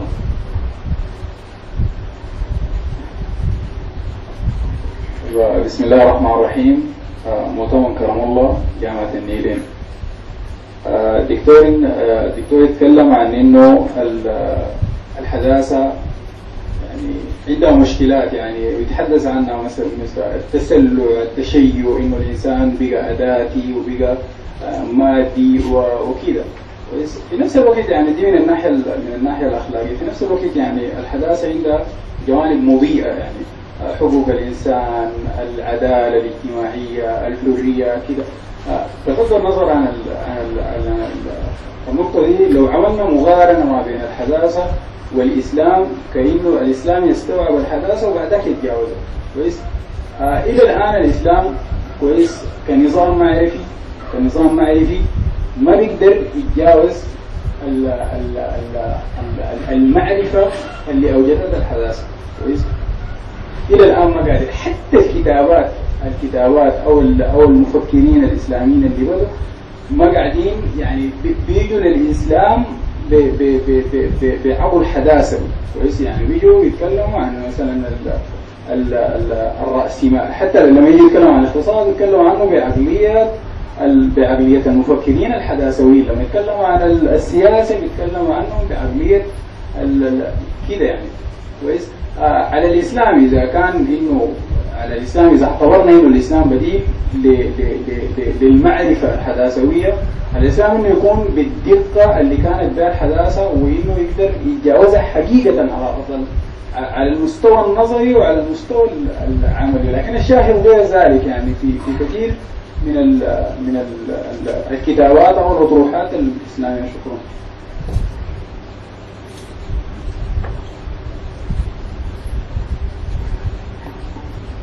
بسم الله الرحمن الرحيم. عبد الواحد عبد الله، جامعة السودان. بشكر الدكتور الاستاذ الجميل، وكلام اللي اقوله كله ممكن يتقال عن ظاهرة التشيع والتوسل والتسلع، انه الحداثة عبثت الانسان محتواه القيمي وخلاه ما عنده ارتباط بالغيب، خلاه انسان مادي بحت يفكر في الجانب المادي فقط دون الرجوع للغيبيات والماورائيات. بختلف مع اخونا المعتمد في انه الحداثة زي ما قدمت ايجابيات منها التكنولوجيا، شكل الدولة الحديثة، شكل التعليم الحديث، قدمت سلبيات، ومن اشهرها حالة العنف العالمي او ظاهرة العنف العالمية دي. واحد من السلبيات الثانية المخدرات، واحدة من برضه من انتاجات الحداثة. الحاجة الثالثة الجنس، دي جزء من المضامين الأساسية اللي حملت الحداثة معاه وقاعدة تبشر بها بصورة خفية ممكن نقول عليها. عشان أنقل النقاش شوية، أنا داير أسأل سؤال حقيقي أو جوهري، كيفية التعاون مع منتجات الحداثة. إحنا حتى الآن كمسلمين أو كإسلاميين يعني ما عندنا نموذج لدولة، بنرفض الدولة القطرية رفض نظري ورفض، لكن تطبيقيا إحنا الآن فيه. فده سؤال جوهري يعني الدكتور جاوب لي عليه، إنه إحنا يا ننتج نموذج لدولة عشان نقدر نقتدي به، ولا كمان نتعامل مع الدولة القطرية كأمر واقع لحد ما كإسلاميين أو كمسلمين ننتج دولة عشان نقدر نقتدي به. وزي ما الغرب عنده نموذج لدولة، إحنا برضه ممكن عندنا نموذج لدولة بيشبهنا. وأنا بالنسبة لي حاجة أخيرة أختم بها، إذا الإسلاميين أو المسلمين قدروا يستوعبوا الحداثة وما يبقوا من الصفر، لا نحن نبدأ من حيث انتهت الحداثة، من حيث نهاية التاريخ اللي بتتكلم عنه فوق قيامة.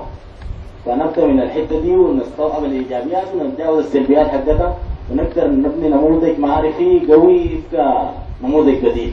شكرا.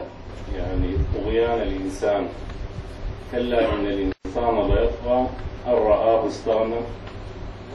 يعني المسألة في كلياتها تمثل أنه الإنسان وبعده وعن منهج الله ومحاولة استغلاله عن الفكر الديني في التاريخ. وزي ما ذكر الأخ الأستاذ، يعني أوروبا تمثل وراثة الدين المسيحي والمحرف، ووصلت الناس إلى ما هو عليه الآن يعني الواقع ببعدها عن الفكر الديني ومنهج الله، واستغلال بعقلها ومادياتها، حتى صرنا يعني في وضع غريب جدا جدا. كذلك يعني المسلمين بما هم يعني ورثة الدين الخاتم، عليهم مسؤولية إرجاع هذا الغرب إلى منهج الله بصورة يعني تستحق اجتهاد كما قال الأستاذ. يعني المسألة مسألة ابتلاء، ويعني جزاكم الله خير.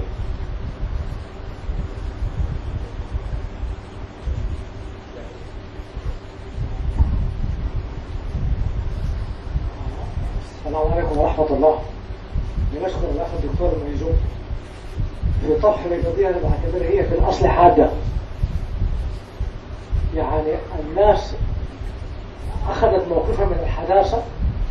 الحداثة بتاخد شكلين، الشكلين بشكل شكل من أشكال التطور في اتجاه الأسوأ في اتجاه الأحسن.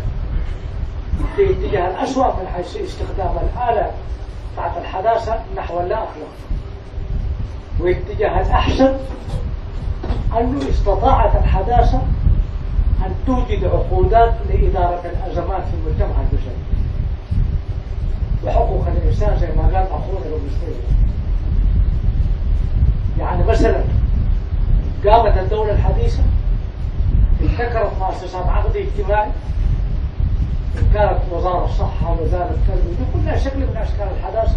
يعني في المجتمع البشري الأول ما كان موجود. هي صورة مسلمة. احنا كمسلمين يجب أن نتعامل مع الشيء الطيب، لأنه في آية قرآن يقول لك وجعلناكم شعوبا وقبائل لنتعارف. زي ما أنا بستورد الثلاجة من أوروبا وبستورد البوتاجاز من أوروبا، كذلك استورد التقنية الاجتماعية أخبر بأنها هي صالحة بالنسبة لنا. أما رد الحداثة بطريقة مشددة من حيث الأصل والجذور دي خطيئة كبرى. أنا ما أرفض الحداثة إطلاقا حتى المجزة. التعامل مع الحداثة من حيث المصلحة إذا تطورت للأحسن، أما إذا تطورت للأسوأ فهي مرفوضة من حيث القيم. والنظام الأخلاقي مرفوض من المجتمعات البشرية الأولى. يعني قبل شوية أخونا بنتكلم حتى عن المخدرات. الانحراف الخلقي ده موجود قبل الحداثة بقرون طويلة. حتى لو رجعنا إلى الممارسات الجنسية في المجتمع الجاهلي كانت 5 أنواع. نكاح الاسترضاع، نكاح الاسترقاع، نكاح الاستقراء، كلها شكل من أشكال المحل والخلق، هي ما مربوطة بالحداثة، هي مربوطة بالإنسان بفهمه. إحنا ما نحمل الحداثة حمل أكبر من حجمها وما نديها ثقة مطلقة. التعامل معها بحذر.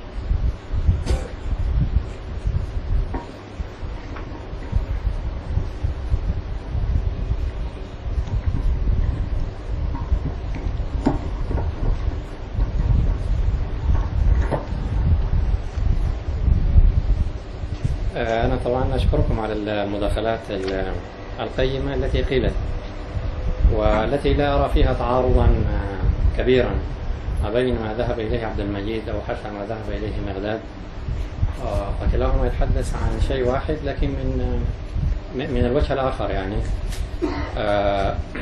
كوننا لا نستطيع أن نفك الارتباط ما بين التصورات النظرية، الإمكان النظري، وما بين التطبيق العملي في المقولة.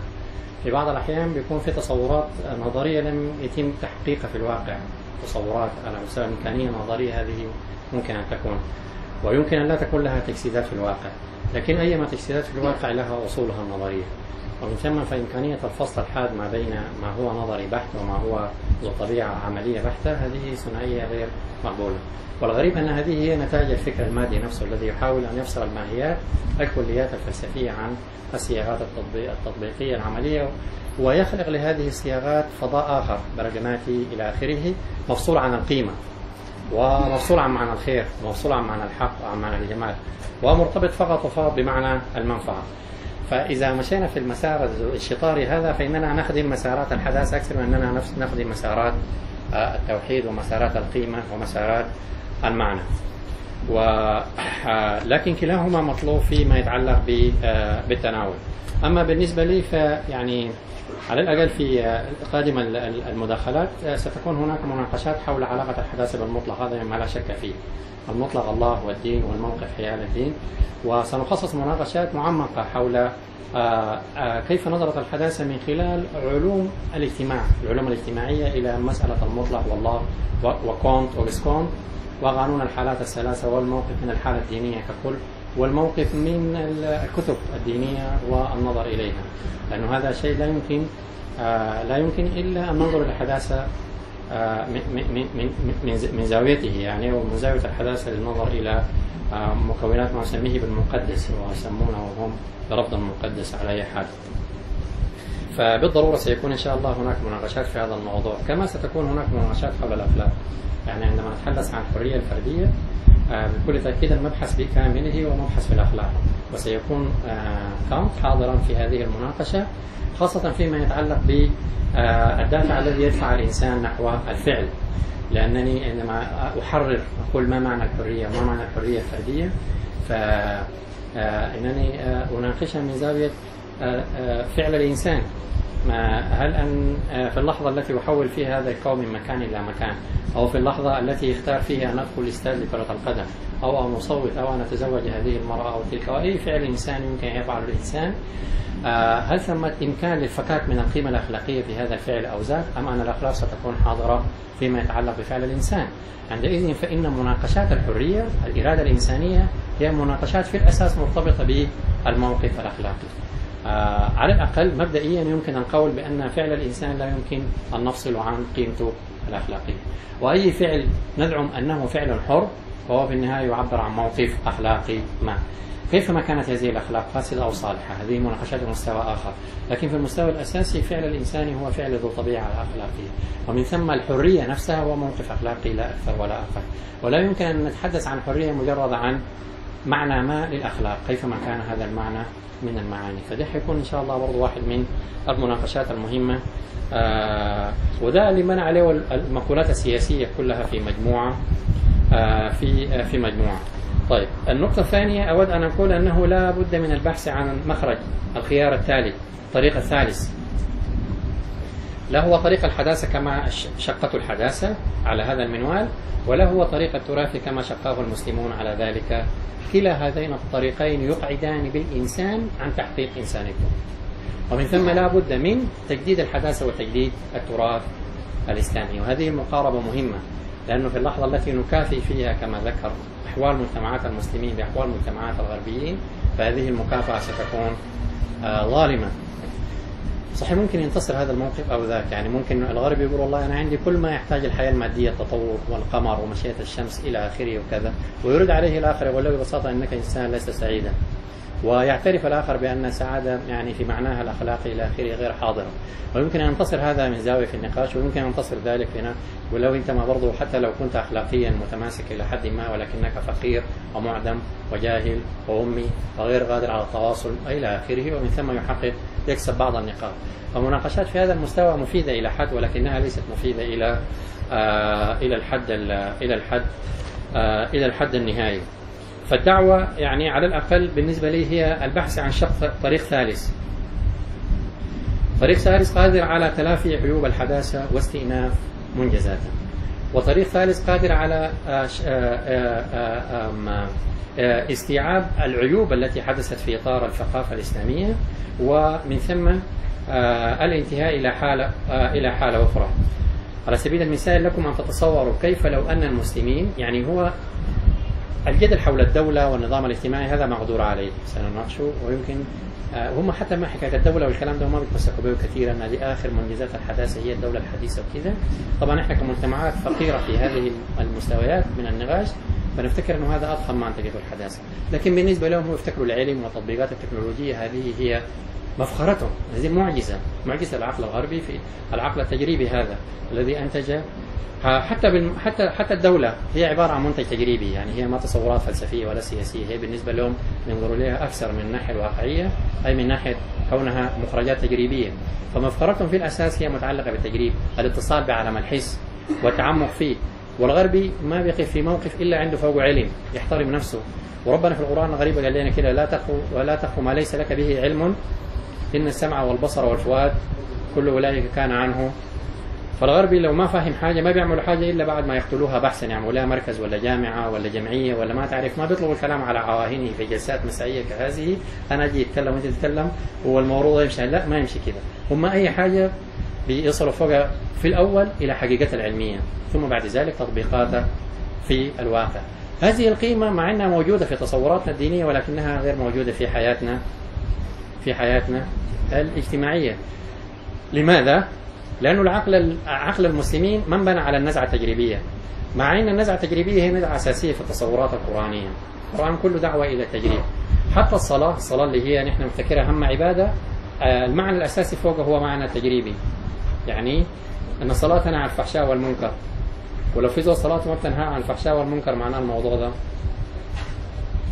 يعني يغير الطريقة في الحكاية بتاعت الصلاة، وكذلك سائر العبادات. لكن لو تساءلنا تساؤل أساسي في فلسفة العلم: ليه المسلمين ما طوروا الموقف بتاع المنهج التجريبي، مع انه هو ما حق الغربيين، ولا الغربيين بيقولوا احنا المنهج التجريبي ده حقنا، هو حق كل انسان بيجرب، حتى الطفل الصغير اللي هو ما عنده ابعاد فلسفيه ولا تشكل ولا شيء بيجرب الاشياء ويتحسس النار والماء البارد الى اخره. فالنزوع نحو التجريب جزء من طبيعه البشر، لكن ما تعمق في الوعي العلمي، ما تشكل الى نظريات الى حقائق الى اخره عند المسلمين. لماذا؟ هل هذا بسبب الاسلام؟ بسبب القرآن على الأقل؟ لا، لكن ده بسبب الغزو الهيليني على الثقافة الإسلامية وأرسطاطاليس الذي حول العقل المسلم إلى عقل صوري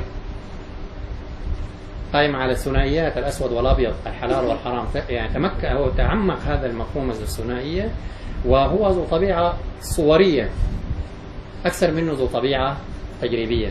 فأصبحت العلوم عندنا كلها هي علوم ذو طبيعة صورية، والعلوم الما صورية زي أصول الفقه صوري بالكامل، وده المطلوب ينتج الحضارة. الفقه نفسه المفروض ينتج الحضارة على قدر المستويات السياسية والاجتماعية والنظم صوري، فما بينتج حاجة، بيجيب لك حاجة كده بس هو أرسطاطاليسية، يعني ما أكثر ولا أقل. العلوم الثانية الما صورية روائية، مبنية على الرواية، والرواية حدث ولا حرج، الضارب فيها كثير أكثر ما هو حقيقي فيها في الحديث على التعيين. فدي اللي شكلت الحالة التاريخية نحن بنعيشها، إما أننا نعيش في علوم ذات طبيعة صورية جدلية. حتى الصلاة لو تفتح في كتب الفقهاء بيقول لك الصلاة صورية، إذا كان عندك الإمام ده ما مقتنع به وتصلي وراه تصلي معه صلاة صورية، يعني بنيتك براك لكن صوريا يعني أنت معه حتى لا تخالف الجماعة، لأنه ده مقدسات اجتماعية وسياسية، يجب أن لا نخالف الجماعة ولا نعبر عن أي مظهر يخالف المعنى أهل السنة والجماعة، الجماعة كايديولوجيا إلى آخره. فدي تدخل حتى دخلت حتى في العبادات وتصوراتنا ليها كده. فده ما أعتقد أنه بسبب الإسلام، ده تشكل تاريخي للمعرفة عندنا. هنا لازم عملية التجديد، وفي نفس الوقت تجي لحداثة. يعني أنا ما بقدر أفصل الحداثة عما أنتجته العنف. طبعا أنا ما بقدر أقبل برضه، صحيح في الجاهلية في صور لممارسات الفسوق الأخلاقي إلى آخره، لكن تحويل الجنس إلى صناعة هذا بفضل الحداثة. الجنس موجود في حياة البشر منذ آدم، حتى قيل لنا أن آدم خرج من الجنة بفعل الجنس وهو ليس كذلك. لكن على أي حال الموجود العلاقات الشهوانية هذه موجودة في المخلوق اللي اسمه الإنسان. لكن تحويل الجنس إلى صناعة، إلى ترويج، إلى حالة إخضاع الآخرين إلى هذه الحالة، هذه من الجاهلية. ما كانوا بيغصبوا زول على ولا تصوراتهم المعرفية بالسيطرة على الإنسان نحو ثقافة الجنس، ولا ثقافة العنف، ولا ثقافة القوة، ولا المال، جمع المال بهذه الطريقة. هذه الحالة تركزت في الحالة التاريخية للحداثة. لهذا بكل تأكيد ما تفتح فيلم ولا أي معنى منتوج ثقافي بتلقى العناصر دي موجودة. أي فيلم الجنس فهو حاضر، المال فيه حاضر، العنف فيه حاضر، مقدسات 3 في الأدب. أقروا أي رواية حتى ناس الطيب صالح يتأثروا بهم، مع أنهم من فضاء آخر. المفروض الغيمة ما تكون الغيمة دي، على الأقل ما الغيمة ال3 دي. طبعا احنا ما بننكر وجودها في المجتمع الإنساني، لا. لكن لو مشيت شفت مثلا أنا يعني والله ما قاعد أحضر الحاجات دي كثير يعني لأسباب خاصة وكذا. لكن لو حضرت لي فيلم مثلا عملوه مثلا الأتراك عن أهل الكهف، القيمة الأساسية ما فيه العنف ولا فيه الجنس، جذاب جدا من ناحية فنية، من ناحية قيمته. حكوا لنا حاجة مختلفة خالص. اللي بيحضر فيلم الرسالة مع إنه فيلم شوه الإسلام، شوه الإسلام، لكن ما بتلقى الفكرة دي حاضرة فيه بصورة كبيرة. لا، هذه يعني أي حضارة بتركز على معاني بعينها تتسق مع طبيعتها الحضارية.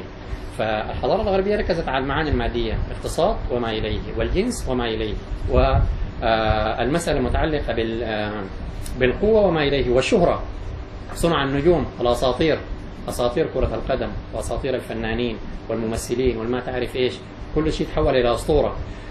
طبعا ده لو قريناه من الزاوية الثانية بيعني ماذا؟ بيعني أنه لا غنى لحياة الإنسان عن مقدسات، سواء كان الله أو كان ميسي أو كان الفنان اسمه منو المادة اسمه مايكل جاكسون ولا ما تعرف ايش، ودائما بيبحث عن رمز، عن شيء أسطوري، عن شيء فوق الإمكانية البشرية. السوبرمان الخارق، صاحب القدرات الخارقة، الذي يحدث أشياء غير بإمكان الإنسان العادي الطبيعي المتوسط الإمكانية أن يفعلها. الإمكانية الخارقة هو بحث عن قدرة إلهية في الفعل الكوني. وبالتالي لما ما نبحث في أصلها الله سبحانه يعني، فبصورة غير واعية بنبحث عنها في مستويات أخرى، السياسي الخارق والكاريزمي والما تعرف إيش والنجم الأسطورة إلى آخره، بنبحث عنها بطريقة أخرى. فمن لم يعبد الله عبد الأصنام. ما يعبد الله الحق بيعبد أصنام، أصنام المادة، صنم الجنس، صنم المال، صنم الشهرة إلى آخره من أصنام الحياة المادية. واللي ما بيعبد ديل بيعبد السامري. فكرة السامري فكرة أساسية فيما يتعلق بالتحول من عالم الغيب إلى عالم الشهادة. إمكانية الربط بين العالمين دي شيء ضروري، وده تحدي التجديد. يعني أنا ما أفهم أي عشان ما نكون زي ما ذكر الأخ متأثرين بتوجهات الحداثة ونحن نتكلم عن التجديد، ما ينفعش. هنا فقط بنقوم بعملية لا واعية بتاعت إسقاط غير واعية، وبالتالي ننتج اقتصاد رأسمالي. الحقيقة الاقتصاد الإسلامي ما رأسمالية هذه، ولا النظام السياسي هو الديمقراطية.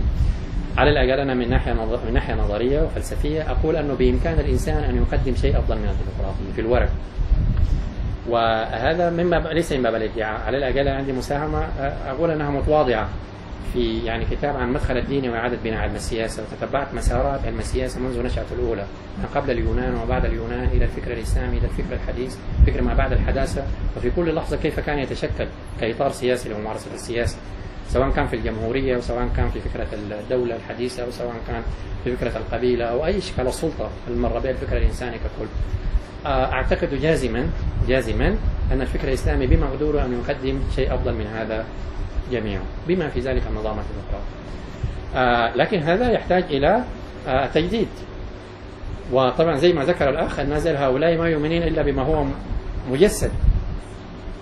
بما هو ليه؟ لانه هو اصلا ما متصل كثير، ثقافته ما بنت على تصورات النظريه الارسطاليسيه ولا بتاعت الانبياء ولا بتاعت الدين، هو مبني على عالم التجريب الحسي، ما هو محسوس عنده هو اليقين، وما غير محسوس هو بالنسبه له خارج امكانيه العلم. افتكروا ده اللا علم، الزائف، الكذب، السحر الى اخره. العلم الحقيقي هو ما جاء وليد التجربه الى اخره.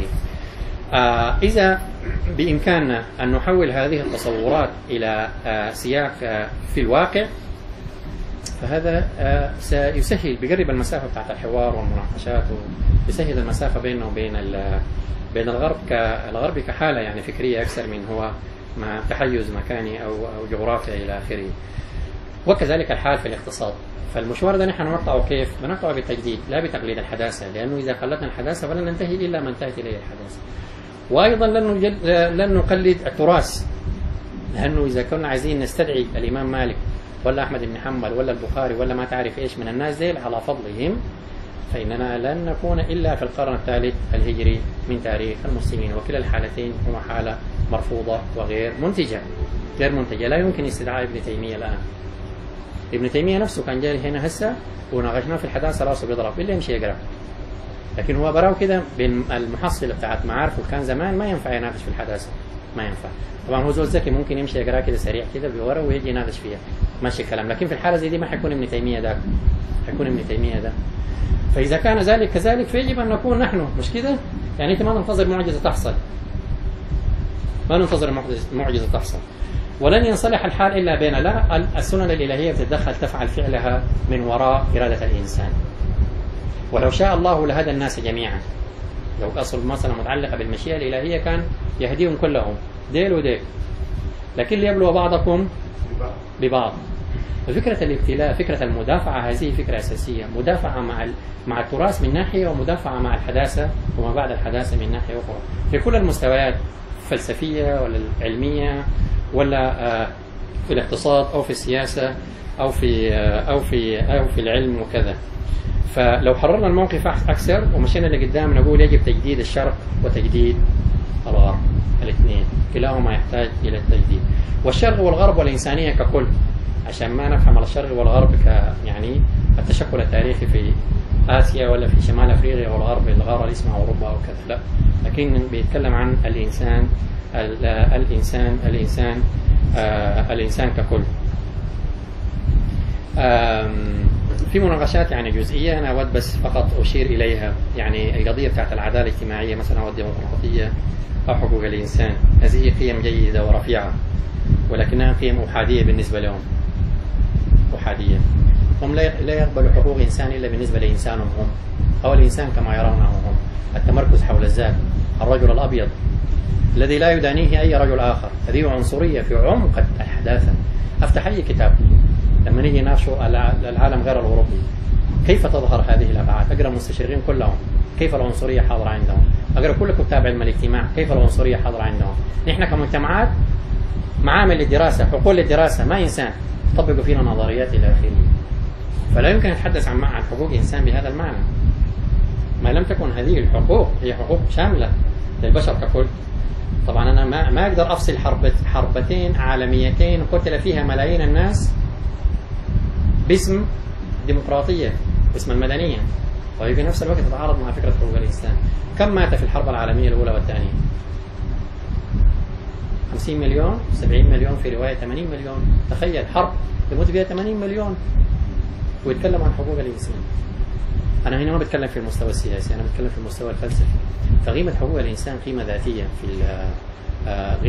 في الفكر الغربي على وجه العموم. وكذلك مسألة العدالة الاجتماعية دي ما مشت كثير عندهم، قالوا الماركسيين وكده، والغربيين الرأسماليين أخذوا بعض العناصر، الضمان الاجتماعي والكلام ده.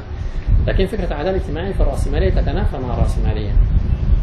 فالإنسان العاجز على امتلاك الملكية الفردية لا يستحق الوجود كده. مهما كان المجتمعات، هسه مشكلة أوباما مع الأمريكيين شنو؟ أنه هو داير يعمل عدالة اجتماعية، ولا ضد الرأسمالية، مش عايزين كلام زي كده. ليه؟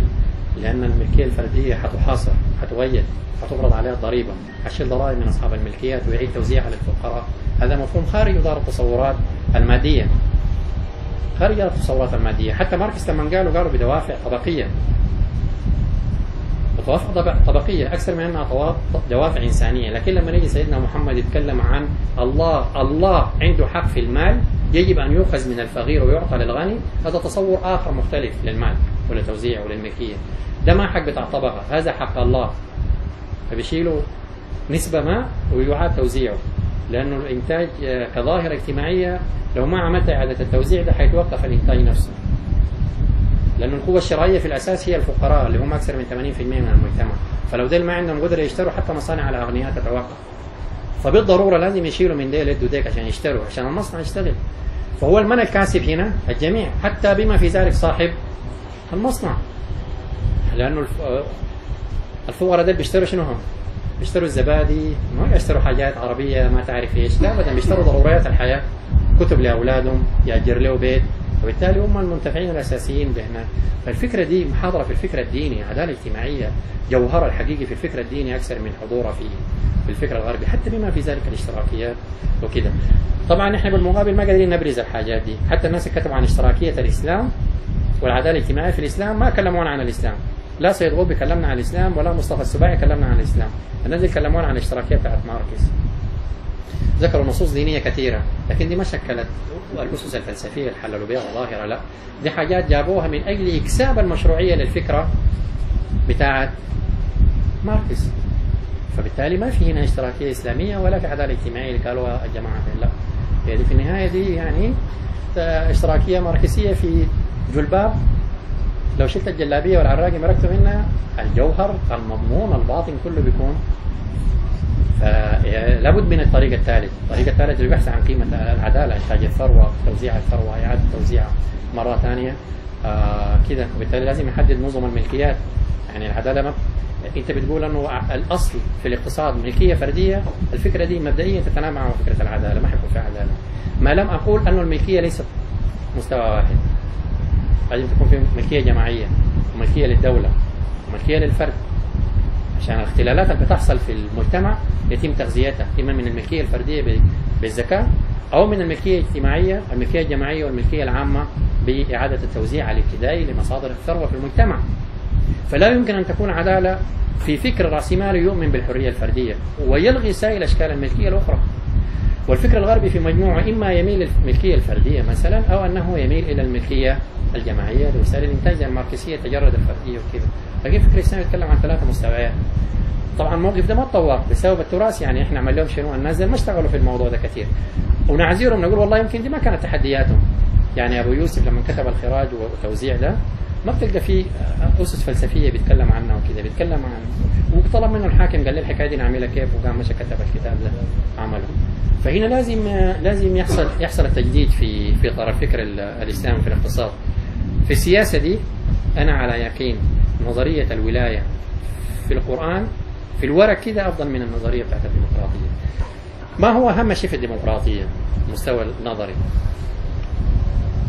نمرة 1 ضمان الحرية الفردية، مش كده؟ الديمقراطية طبعا. 2 حكم القانون. 3 المؤسسات. 4 يعني حق الانتخاب.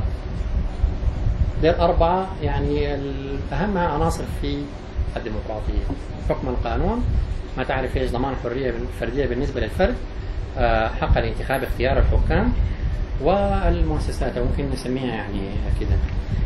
الغريب في الأمر أن الإسلام يضمن ال4 ديل وزايدين 4 ثاني في الورق، على الأقل في الورق في القرآن يعني في الورق. أما إذا جيت في عند المسلمين في تاريخهم فال4 ديل كلهم ما في حاجة واحدة، شكل واحد بس، الحكم الاستبدادي. منذ لحظة انهيار الخلافة الإسلامية وإلى الآن بيحكم الفرد، لا المؤسسات ولا بيحكم قانون ولا بيحكم أي شكل من أشكال الحكم، في نموذج واحد. النموذج سيء جدا، مش بالنسبة للغربيين، بالنسبة لنا إحنا حسنا مضايقين منه، ما قادرين نعيش فيه، بس صابرين عليه وعلى أمل التجديد. كان ممكن أركب له طيارة يمرق، بدأت تمرق تمشي وين؟ ما برضه هناك لما تمشي الغرب حتعيش فيه سجن آخر. فكده كده أنت طالما أنك مبتلى بابتلاء فواجه الابتلاء اللي نحن فيه بالحكايه بتاعت التجديد وكده. ان شاء الله لما نيجي نتكلم في الفكر السياسي تظهر لنا حاجات كثيره في الورق كده احسن من الغربيين، وبرضه في الورق في الاقتصاد نحن احسن منهم، وفي الاسره احنا احسن منهم، في في الورق في تصوراتهم للأسرة، تصوراتنا للأسرة احنا أحسن منهم. نحن بنقول أن الأسرة دي مش الخلية الأساسية لبناء المجتمع، هي المجتمع، وكل شيء يمر عبر الأسرة، تثقيف، اكتساب الهوية، تربية الأبناء، تنشئة الإنسان، إعطاء معنى للإنسان يمر عبر نظام الزواج. ده بالنسبة للأبناء. بالنسبة للمتزوجين الأسرة هي الإطار اللي من خلاله أن احنا بنزيد إيماننا بالله. هسه في سوداني كده متزوج له سودانية كده وإيمانهم بيزيد في الأسرة ولا بقل؟ ولا أصلا موضوع الإيمان ده مطروح في الأسرة؟ بقل بصورة غير واعية، أصلا هو ما مطروح. ومعظم الناس العزابة زيكم كده الحمد لله أنا مسؤول يعني دارين يتزوجوا لدوافع في الغالب يعني بدون مسل يعني بالطبيعة شهوانية، وده موجود لكنه ليس الدافع الوحيد الذي يحرك الإنسان نحو الزواج، ولا يجب أن يكون هو الدافع الوحيد، مش كده؟ فالتصور الإسلامي بدي فكرة أعمق كثير لفكرة حكاية العلاقات الزواجية أكثر من حكاية الغربيين. الغربيين بيتكلموا عن الزواج ده عقد تساكني، اثنين ساكنين في الشقة، وكونهم ساكنين في الشقة بتقع بيناتهم العلاقات، انتهينا على كده. وبعد ذاك صيغة قانونية تنظم الواجبات والحقوق بين الاثنين، يدفعوا الشقة سوا وياكلوا سوا ويمارسوا الجنس سوا ويشربوا سوا، أي زول يدفع قدر الثاني 50% 50%. بس النسوان ده ما بيدفعوا ولا 1%. ولو قلت لها كده طوالت هنا، لأنه نحن نظام مبني على تصور آخر، أنه الإنفاق ده في توزيع الواجبات متروك للرجل، وهناك أشياء أخرى متروكة لي. فهو ما حكاية المساواة الحسابية دي بتحقق العدالة، في صور أخرى لأشكال أخرى لمسألة العدالة دي وتحققها.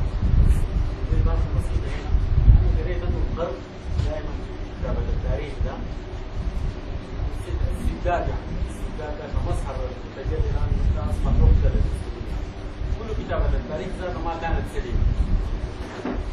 التاريخ ما كله بهذا البؤس، فيه إجراءات وفيه إشراقات كبيرة جدا. يعني كتابة التاريخ ذاته ما كانت دقيقة. الغرب ذاته بيخص كده ركز على الفتنة الكبرى وعلى التجليات اللي حصلت يعني مظاهر الاستبداد دي هي غريبة، لكن قبل في مسار طويل من الإشراقات. حتى الدولة العثمانية اللي كانت بعد الاستبداد برضه كانت ولكنها شكل من أشكال الاستبداد، امتداد للاستبداد. ما بائس يعني.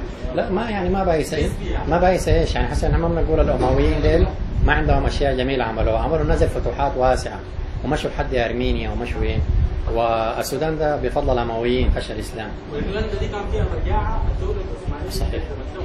لا صحيح.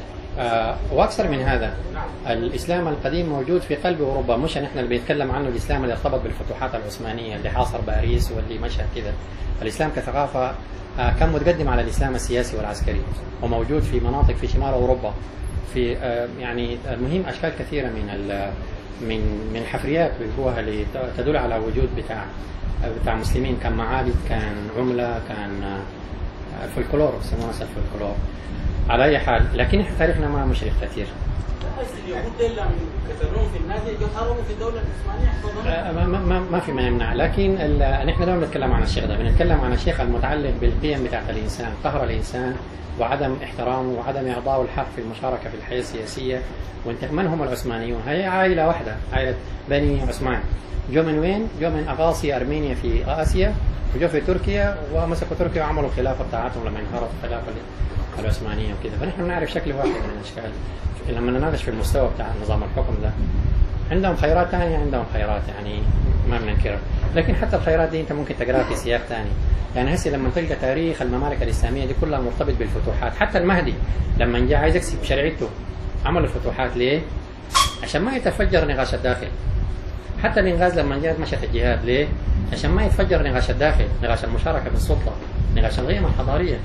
ففكرة الفتوحات دي نفسها ممكن تقراها في سياق آخر، أنها تشغل الداخل وتلهيه عن مناقشة قضايا، ويقول يا أخي أنت الناس في شنو أنت في شنو. الناس في الفتوحات تتكلم عن من يحكم وكيف يحكم شرعية الحاكم، ما ينبغي لك أن تفعل. بالعكس كانوا بيشيلوا العلماء دول يودوهم وين؟ الثقور، عشان ما يجتهدوا، عشان ينهكوا بالحرب وما في زول يفكر ويشيل له سيف يضربوه به هنا ويمكن يموت ولا يتعوق. إفراغ المجتمع من قوته الحية. ده تم في زمن العباسيين، زمن الأمويين، تم في تاريخ المسلمين والكلام ده موجود. صحيح ترتبت عليه خيرات، يعني فتحوا الأندلس زي الأمويين وآسيا وأفريقيا، ده خير أي نعم، لكن احنا بنتكلم في المستوى السياسي. فعلى أي حال مهما يكن، فنحن بصدد الدعوة إلى فكرة تجديد الحداثة وتجديد تجديد الإسلام. وأظن أنه ده الضرب ده مهما كان شاق، مهما كان صعب، ومهما كانت يعني صعوباته، يجب أن نرتاده، ونرتاده يعني بأي طريقة، بالنماذج العملية، بالتصورات النظرية، بالمناقشات العامة، بتحرير الوعي. أنا على الأقل هسه بيهمني في المرحلة دي مش خلق البدائل فقط، لكن بيهمني تحرير الوعي من أنه الحداثة دي هي الملهمة لنا، وبيهمني أيضا تحرير الوعي من أنه التراث بتاعنا ده هو ملهم لنا، لأنه لما نحرر الوعي ده ويكون محرر المجتمع كله من ده، قطع شك فرص الخيار الثالث بتزيد. لكن لما تلقى المثقفين وأبنائنا وأجيال كثيرة هي مرتهنة للحداثة وتفتكر، أنا بناقش بعض الناس بيقول لي نحن ذاته مساهمين في الحداثة، والحداثة دي حالة إنسانية، نحن ذاته عندنا فيها سهم. بقول له والله عليك، الله يسألك كده، مساهمتك شنو في الحداثة؟ السودانيين دي كلهم مساهموا في الحداثة بيهم. ولا حاجة واحدة أضافوها السودانيين في الحداثة. اكتشفوا الساعة ولا القنبلة النووية، والله إلا كان ضربوهم بالتوماهوك، بس مساهمتهم ولبسوا البناطيل وجابوا التكنولوجيا. وهسه الحداثة دي، شوف الأولاد العشرينات دي في المحاضرة في الجامعة تلقاه شايل التلفونات أبو 3 شرايح ولا شريحتين ده، وأصله كل الناس اللي بيعرفهم ما فايت لهم 12 نفر، شايل له تلفون فوق شريحتين ب 2 مليون و3 مليون ولا كم قيمته. وفي المحاضرة هو شغال بيعمل لك الحركات وار ويجيب لك يفتح في الفيسبوك. ما هذا يعني؟ هي الحداثة ما دي. اللي بيعمل فوق ده ما عنده علاقة بالحداثة. هذا تخلف. ده تخلف. قاعد في الحافلة مركب منفصل عن العلاقات الاجتماعية، الامتدادات بتاعت الإنسان الطبيعية، مركب له سماعة وبيسمع له في هو ما فاهم ذاته، مفتكر نفسه أنه حداثة وأنه متحدث كده أو متحدث يعني وأنه حداثوي. ما أعتقد أنه هي ده الحداثة، ده نوع من التقليد، نوع من التقليد الأعمى لمنتجات. حتى ما التكنولوجيا دي جات استجابة لمتطلبات اقتصادية محضة. لو لقيت من الخواجات ما بيتكلموا في زول أقل سوداني بيتكلم 10 دقائق و15 دقيقة، أما النسوان ديك فبتونس في التلفونات، واحدة في مدني والثانية في وين، تلقاهم بيتكلموا عملت ملاح الخضرة ملاح الورق والغدا شنو، والخضرة وركتيها كيف. بإرهاق الميزانية بتاعت الأسرة بالاقتصاد مرهق. افتكر إنه دي المدنية. هل هذه توظيفات الحداثة دي توظيفات كويسة؟ واحد اشترى عربية السنة الجاية ببيعها وبيشتري الموديل الجديد، ما علاقة هذا يا أخي؟ يهتم بالوظيفة بتاعتها. وظيفتها إنه يكون عندك عربية فيها 4 كرعين توصلك مكانك، ويكون عندك تلفون زي بتاعي ده، الو السلام عليكم. وعليكم السلام. كان وقع وراح منك ولا تندم عليه. لكن ما بجيب لي تلفون ب3 مليون ويروح مني يوديه عربي بيها ولا دي احسن لي اشتري بيها كتاب، احسن لي عنده قيمة معنى. حتى لو جبت قصيدة عنترة بن شداد يستمد منها معنى. ما اعتقد انه دي الحداثة.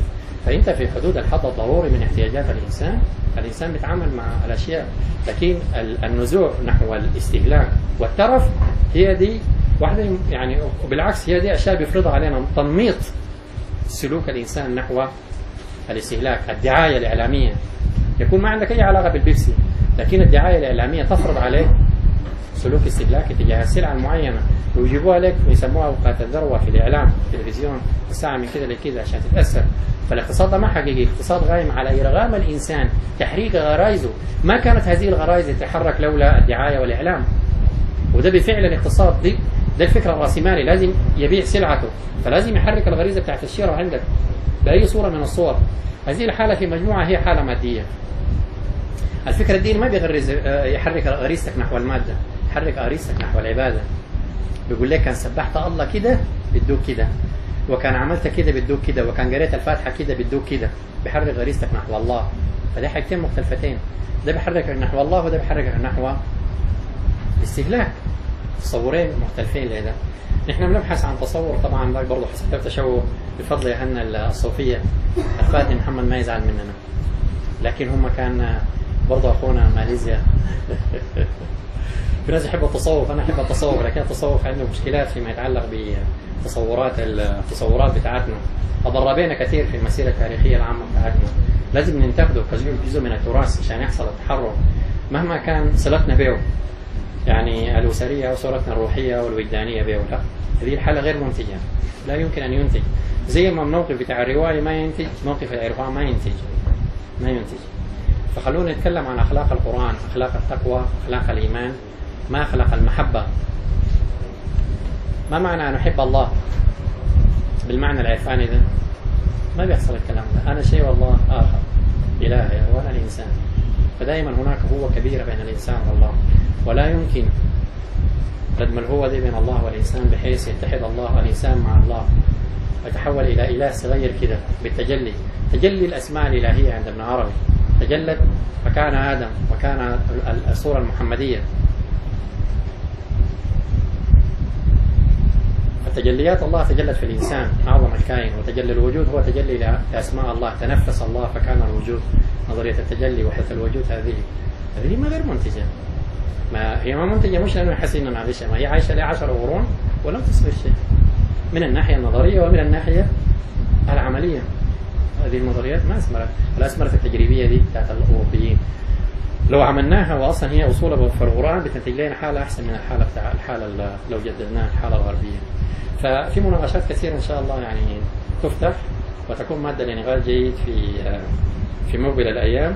وأنا أتمنى على يعني إدارة المنتدى لا تقتصر على رؤية واحدة. أنا بصراحة يعني أعرف أنه في رؤى ثانية في الموضوع ده غير الرؤية التي أطرحها، فخلينا نستمع لأكثر من رؤية عشان نقف على